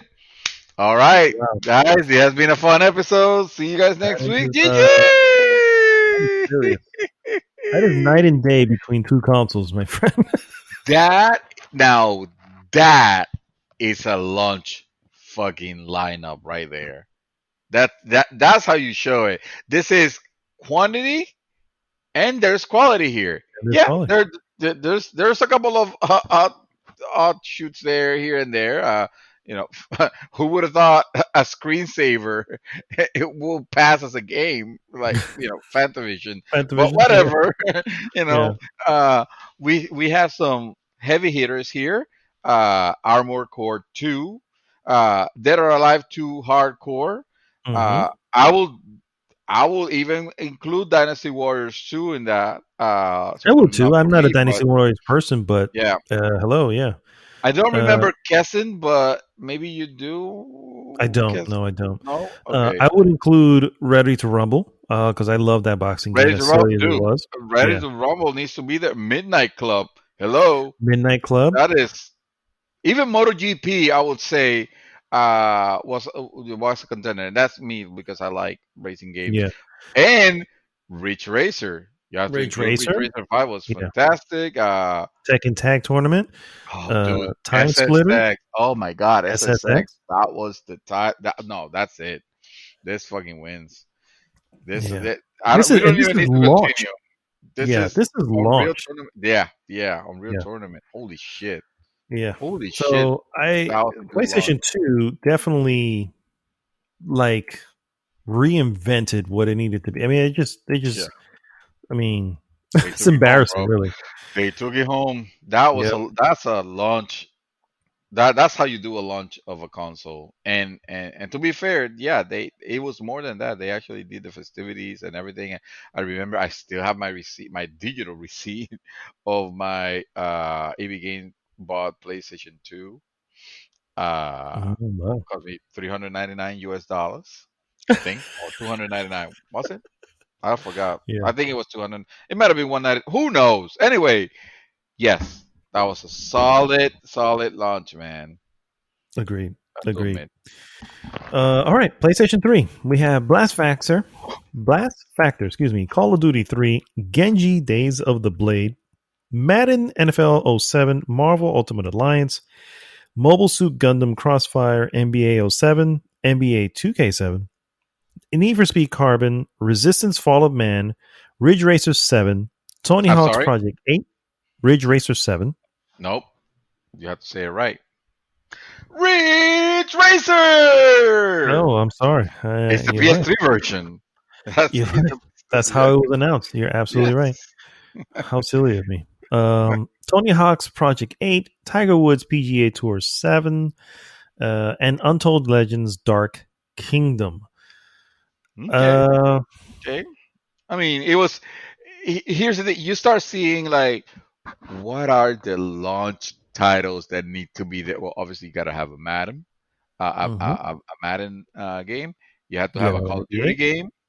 You got to have If you could include yeah, you have to have a Need for Speed. Absolutely. Ridge Racer. If you're Sony and you don't have Ridge Racer, you don't know how to live. Resistance Fall of Man, Tony I Hawk. like, but Yeah, I recognize that it wasn't lighting the world on fire. So I love that game. I absolutely love that. PS like that was a title that was a showcase title for me. You know, playing Resistance Follow Man, and a good series too. The launch the launch games overall, I would say it was solid. You know, there was some games here that okay, maybe not solid, but it was Okay, there's like 3 games only here. Sorry. Yeah, I'm like, I you're don't know why stretching, my friend. I'm remembering it a lot better than it was, and I just realized, wait a minute, the reason I sold my first PlayStation 3 is because I got bored with it, because I Yeah, finished Resistance Fall of Man, and then I was like, well, I can there's play nothing Ridge else. Racer, but exactly. No, Mhm. fuck that. I'm sorry. My bad. I take it back. It You're was PlayStation 3.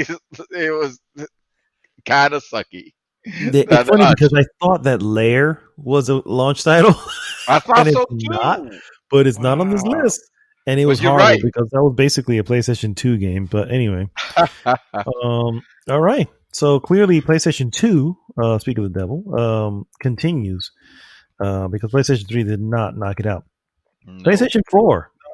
We've got Assassin's Creed 4, Black Flag, Battlefield 4, Blacklight Retribution, Call of Duty Ghosts, Contrast, DC Universe Online, FIFA 14, Flower, Injustice God Amongst Us Ultimate Edition, Just Dance 14, Killzone Shadowfall, Knack, Lego Marvel Superheroes, Madden NFL 25, NBA 2K14, Need for Speed Rivals, Resogun, Sound Shapes, Super Motherload, Trine 2, and Warframe. Warframe. Wow, Warframe was there. Yeah, and it Holy was a shit. launch title. I didn't That's a know launch that. title. I Yeah. did not know that either. For Hmm. some reason, I always thought that Warframe was kind of like a PC game that got ported. No, Maybe I that was knew. the Well, case, but I knew it was on here, and yeah, I knew that, but I didn't know it was a launch title. That's for wow. sure. Can we count? Oh no, I guess not. I was gonna. I forgot to mention when we were talking about PlayStation 3. I was gonna say PlayStation Home, if we could count that. The PlayStation Home was great, but then I remember, oh wait a minute, that didn't come up until like a freaking uh firmware update that came out that brought us the achievements. Yeah, yeah, much later. Yeah. Much Uh, later. I don't know. This one has a lot of good stuff. I remember playing Contrast. I mean, yeah. Flower is not really that big a deal. Injustice God Amongst Us is great, but then it's the Ultimate Edition, which means it came out the prior. Killzone Shadowfall, I liked. It was very good. Resogun was really good. Resident Um, good. Battlefield 4 was good. Assassin's Creed 4 Black Flag is probably one of the best Assassin's Creed, but again, it Yeah. came out last gen before this, so it's really just a port. Yeah. Battlefield 4, I don't know. I think 2 still kind of holds out. Yeah. By all means, this is much better than PS3. Don't get me wrong. Yeah, Uh, agreed. and but yeah, I have to give it to PlayStation 2 still. All right, so PlayStation 2 hangs on. We're going to throw PlayStation 5 here because it has the list as well, and we can try to. Oh, We've got Assassin's Creed Valhalla, Astro's Playroom, Demon Souls, which looks so freaking good. Destruction All Stars, which got delayed, so that's actually not a launch title anymore. wah, wah. Dirt 5, DMC 5 Special Edition, Godfall, Madden 21, Marvel Spider-Man Miles Morales, Sackboy, Big Adventure, Watch Dogs Legion. Mhm. Assassin's Creed and Watch Dogs are both available on current gen. DMC is actually an older game that is being ported to special edition. So really we have Godfall, we have Demon Souls. Those are both confirmed for as next gen only titles. Miles Morales is available on prior gen as well. It's a Well, solid lineup, but I don't know if it topples PlayStation 2. absolutely not. I mean, come on. Yeah. What we have here, this we have a launch lineup that is it's solid but unremarkable. If I had to compare it, I will still put it ahead. See, I will still put it ahead of like PlayStation 3, for example, and obviously one. Uh, but I don't know if it's more because, well, there's some games here that could be good that I don't know It's true, about. that's the I issue. Yeah, we don't Yeah, they're still but improving. that's something to look forward to. I can tell you right now, there's solid titles here, no doubt. Hmm. Having Watch Dogs Legion and Assassin's Creed Valhalla as launch titles, it shows that the machine's already coming out swinging. And I'm not necessarily saying it because they're like best games or anything like that. I know nothing of Assassin's Creed Valhalla, and I'll be playing. I play a little bit of Watch Dogs Legion, and it looks interesting, but it's not gonna blow your doors off or anything like that. But they're AAA titles, Hmm. and you mix that, you put that in with DMC 5 special edition, a great slash hack and slash game, fantastic. Even though, yeah, I get it, it's already all came out, whatever, but a lot of people haven't played it, obviously, because I feel like there hasn't been enough hurrah about that game. Dirt 5 is you right there. You got your racing. Dirt 5. Yeah, I didn't Dirt see the 5, first yeah, yeah. one. Demon Souls is another AAA title right there, and then you got your Demon Souls Madden, is and so good, and dude. I haven't even mentioned Marvel Spider-Man Mike Morales. So all this to say, yeah, we have something really fucking good here. I'm just looking at the sheer quantity of PlayStation 2 titles here and putting it together, and I will say, while I feel like there's more quality on the PlayStation 5 launch titles compared to to 2, it's not by a lot. It's Yeah, not by a lot, as and I you was saying, still get the it quantity. edges. Yeah, Yeah, yeah, yeah. it edges So out by having multiple really good games available. I mean, there's some really good ones there, man. You talking about SSX, Tekken, Ready to Rumble, yeah, Midnight Club. You know what I'm saying? Armored Core, Dead or Alive, Dynasty Wars. I don't play, but I mean, still, I don't have to play it to know that it's a thing. You know what I yeah, mean? And yeah, that was the sequel to the original. You know what I mean? So it's like we all know that usually the second one in a series is usually really good. So yeah. yeah, I like that uh, game. yeah. So yeah, I agree. I think PlayStation 2 holds out. And all right, so let's Oh move man, on. that lets you know that PlayStation 5 launch lineup is no slouch. No, no, it's definitely not. It's definitely not. I agree 100%. It's definitely not. Yeah, It's it's pretty solid. It's pretty it's pretty solid. solid. Yeah. Yeah. All right. So we got Xbox. Let's go with the OG Xbox. We have Oh, four by gee.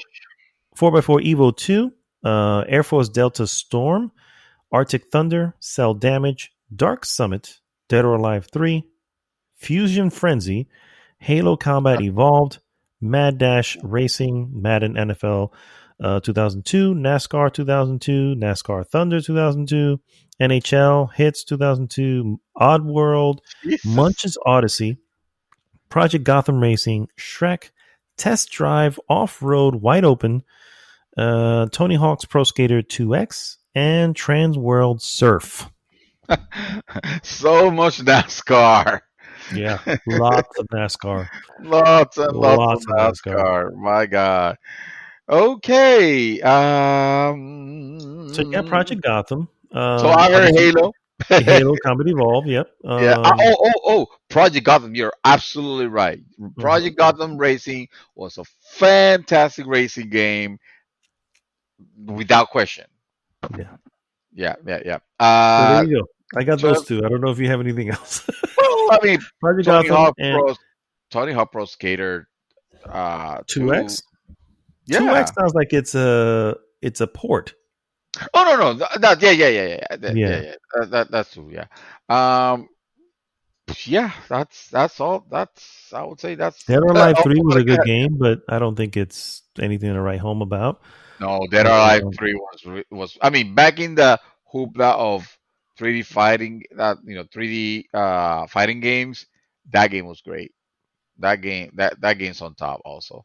It's not Halo Combat Evolved, but it's definitely what I will get on that launch. If I had 3 games, it'll be Halo, Dead or Alive, and Project Gotham. Okay. All right. For sure. Well, that's the starting point. So moving on to the 360 retail games, we have Ooh. AMP3, Call of Duty 2, Condemned Criminal Origins, Oh. FIFA '06, Gun, Cameo Elements of Power, Madden NFL '06, NBA 2K '06, NBA Live '06, NFL Speed, Most Wanted, NHL 2K6, NFL. Perfect Dark, NHL You 2K6. No, you call it NFL Most Wanted, Need for Oh, Speed. Need for Speed. I'm sorry. I'm sorry. It's all the NBA, NFL, NHL. Need for Speed Most Wanted, NHL 2K6, Perfect Dark Zero, Peter Jackson's King Kong, Project Gotham Racing 3, Quake 4, Ridge Racers 6, Tiger Woods PGA Tour '06, Tony Hawk's American Wasteland. Mm-hmm. So I don't know about you. First, you have Call of Duty 2, Oh, dude, which it I was remember great. playing as a solid game. Yeah. You've spoken of Condemned many a Content time. is phenomenal. Yeah. Yes. So you As a launch have title, it was yeah. you have your slew of your your usuals, your NBAs, your NHLs, and Madden.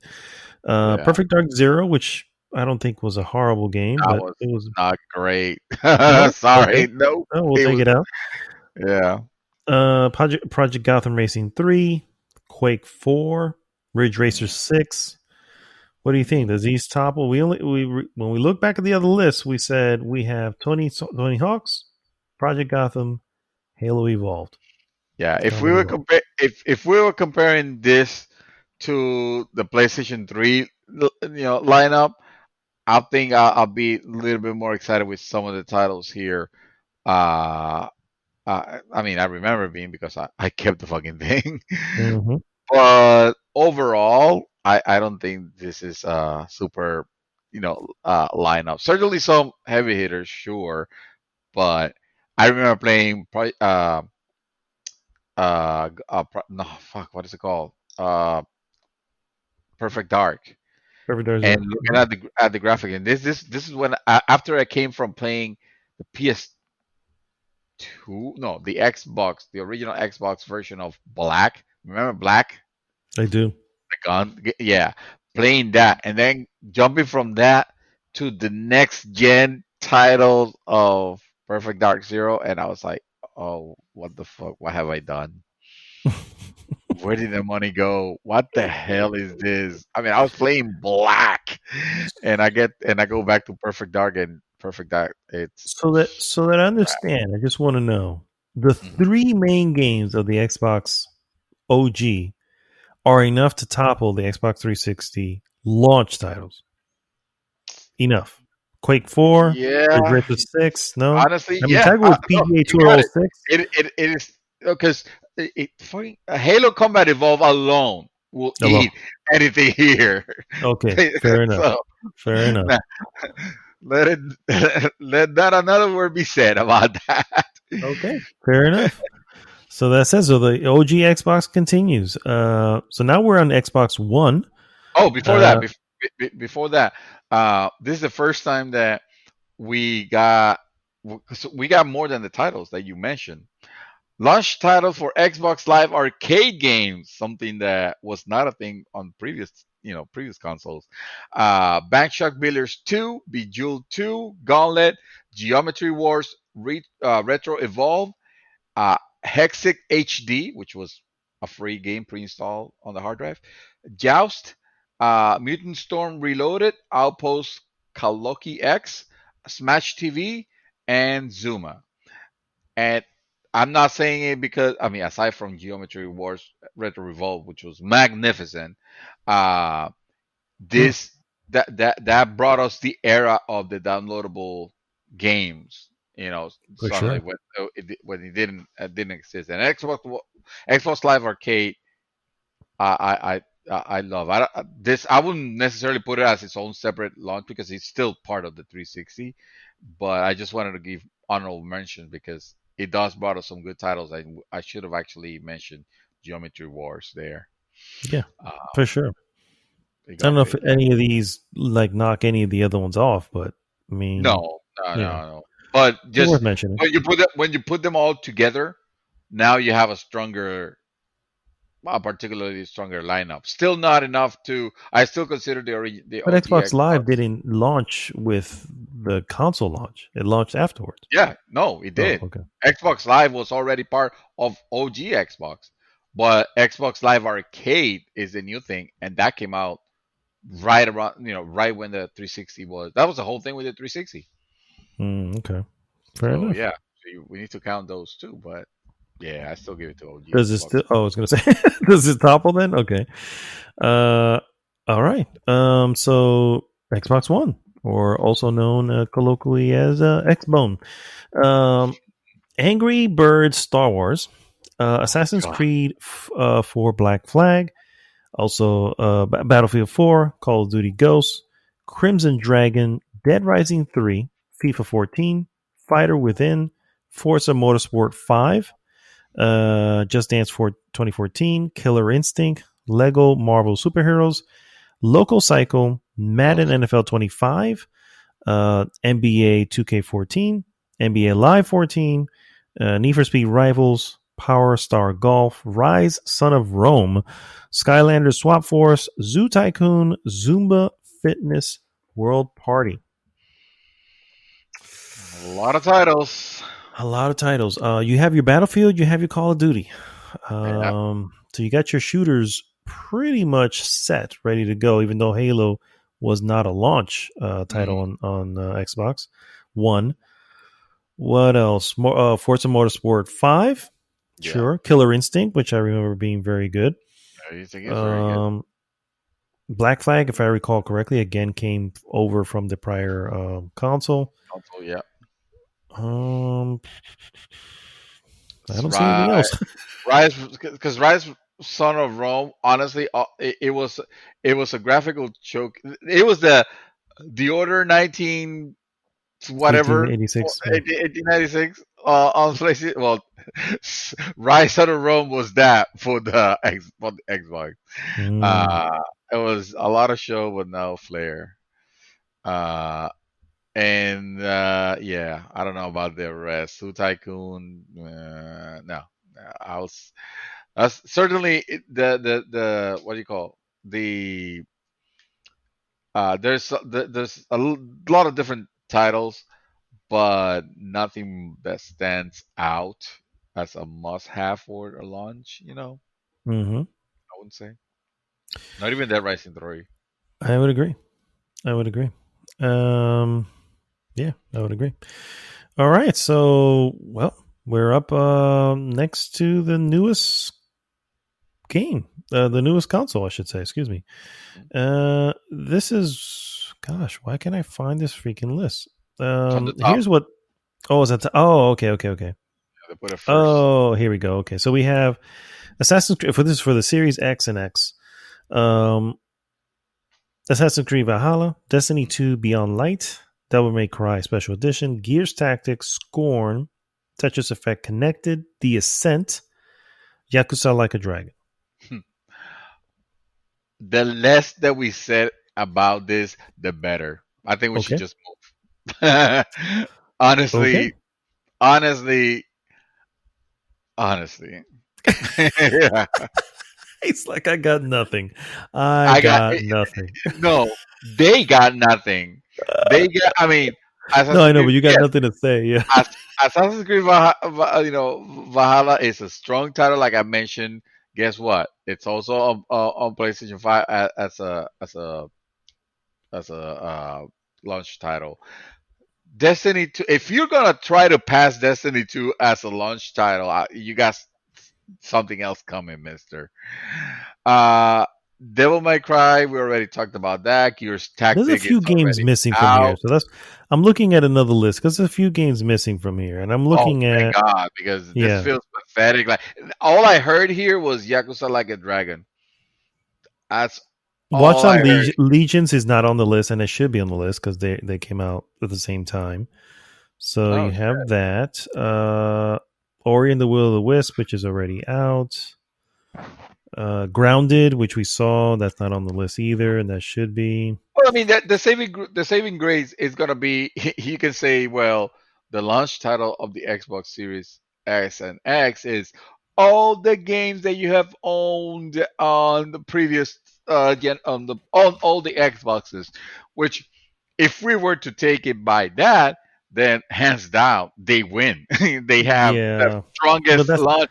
But that's assuming that you're getting the Game Pass, and if you don't, then you don't have any of no, those no, things. not Yeah, not not not not even. I'm not even. I'm not even talking about Game Pass. I'm talking about, like, if me, let's say for example, because in your that wouldn't be your case, but let's say in my case, well, I don't. I only own one Xbox game right now, but I have bought digital games on Xbox before, so I know that I jump in on that, and I will have a significant amount of titles to play from all the games that I have bought on that, from all the way going back to the 360, and games hmm that I'll be excited to go back to, Outrun, Coast to Coast, for example, which is a game that you can't even buy anymore. uh just to well, give you an example. let's yeah, but but that leaving those wouldn't out. be. Yeah, yeah. No, exactly. I need to. We need to point that out. But in the spirit of what we're trying to do here, that's not gonna fly, because we're talking about new titles that are coming out, or not necessarily like brand new, but the titles that they're flag waving as this. Yeah, This is the exactly. games that we're launching this generation with, and there's not much here. No, You there's see, not. The only one I'm seeing that's missing is that Grounded. there you go. Gears 5, sure. Horizon 4, well, it's fine. Yeah. And Halo Infinite. Wah, No, wah, no, wah, no longer launch. wah. so, so it looks like the OG Xbox hangs strong. Yeah, Hangs strong OG to the Xbox. end. It was their debut, and they did quite well with that debut. And they've been trying to replicate ever since. No, I'm just kidding. All right. So we have our three tops. So we have the PlayStation 2 lineup. We have the Xbox OG lineup. And we have the Nintendo Wii U lineup. I can't even believe I'm saying that. Hey, Yeah, I the gotta titles say speak for themselves. they Well, do. let's be real. All right. So time to rank them. We got three left here. Who takes the top? Let's start with Let's start with Sony, because they're the ones that take the top here, without a doubt, from the very beginning. My rank, if you were to ask, would mhm. be Sony, Microsoft, Nintendo. Wii. I Wii U. would yeah, I know what you mean. I would agree. I feel a little bit like, because I don't have any history with Xbox, but I know that we have been hanging the hat on the Xbox lineup with Halo Combat Evolved and Project Gotham Racing, and I think Tony Hawk was the other one. Yeah, And Dead or Dead or Alive. Alive 3. Okay, so we have four. Okay, all right. Let's look at Wii U. So we have. No, you're right. All right, You're all right. right. Looking it over, I'm like 7 games down. I'm like, no, you were right. Yeah. Okay. All right. I concur. PlayStation 5, PlayStation 2 launch lineup number 1, Xbox OG launch lineup number 2, and Nintendo Wii U. I can't believe I'm saying that. Is number 3. Got a good lineup. They got launch for those people that are dismaying right now. We're talking about the launch lineup only, Yeah. and exclusively about that. We're not talking about the life cycle of the time. We know that better games came out on the NES. Stop typing your comments. Uh, Stop sending your hate already. We got it. We got it. hey, we understand that we're talking about just the games that they presented as the launch games. I concur. Yes. So there we go. None of the current lineups that we're seeing coming out stick out. Looks like they pretty much nailed it. These consoles nailed it before. Wii U, believe it or not, nailed it very recently. When it comes to their lineup, anyway, the consoles where their fuck up was. But anyway, But you know what? I had a surprise from this. I had a surprise discovery, and that is that finding out that PlayStation 5 lineup, it's not. I mean it's a lot more solid than I gave it credit for. When you look at it on the whole, it's actually not bad for a launch lineup. They don't tend to be great, to begin with. For the most part, looking over the ones we are looking at now, you can see that very rarely do they stand out as something good. The stars basically have to align for it to have a lot of titles. Nintendo Wii U, hello, the Wii U had like 20 titles. And most were, good. You know what I mean? A lot of ports. But yeah, I agree. I'm actually very happy with the PlayStation 5 lineup. And so, yeah, I agree. And I'm sorry to say there's not a lot for Xbox. But, they're coming. Look at the games are coming. They said it, right? They said it's 18 months. So it is what it is. They're coming. Your old games have console yourselves. Get it? Console yourselves in the fact that your old games, you'll be able to play your older games better than ever they had ever been. Yeah, for sure. And that should be good enough. That should hold you off until the titles are coming. Because don't get me wrong, they will be coming. They're coming. I need to remind you that they have a very strong studio lineup now, probably the strongest they have ever had. When all things considered. So, they're coming. Yeah, they are coming. All right, guys. Well, thanks so much for tuning in to an awesome real episode 235. As always, please go goodgame.rocks. Join the conversation there. And of course, please like, subscribe, and share the podcast with everyone. This is Mad Dog signing off for this week, saying we have only a few days left, guys. Chances are you'll be hearing this by Sunday, so you'll have 2 days left. Get your asses out there and vote. Get your asses out there and vote. Yep. That is all. Mr. Santos, take us home. If you guys have stayed all the way to the end of this podcast, I just want to salute you because it is amazing. And we appreciate that. You have no idea. I'm getting misty eye over here because you appreciate the work that we put, that we make, even though we're just winging it at the end here. But no, thank you for listening, and you may stop now, please, you freak. Turn your podcast off and go to bed. All right, guys. So you'll see you next week. GG!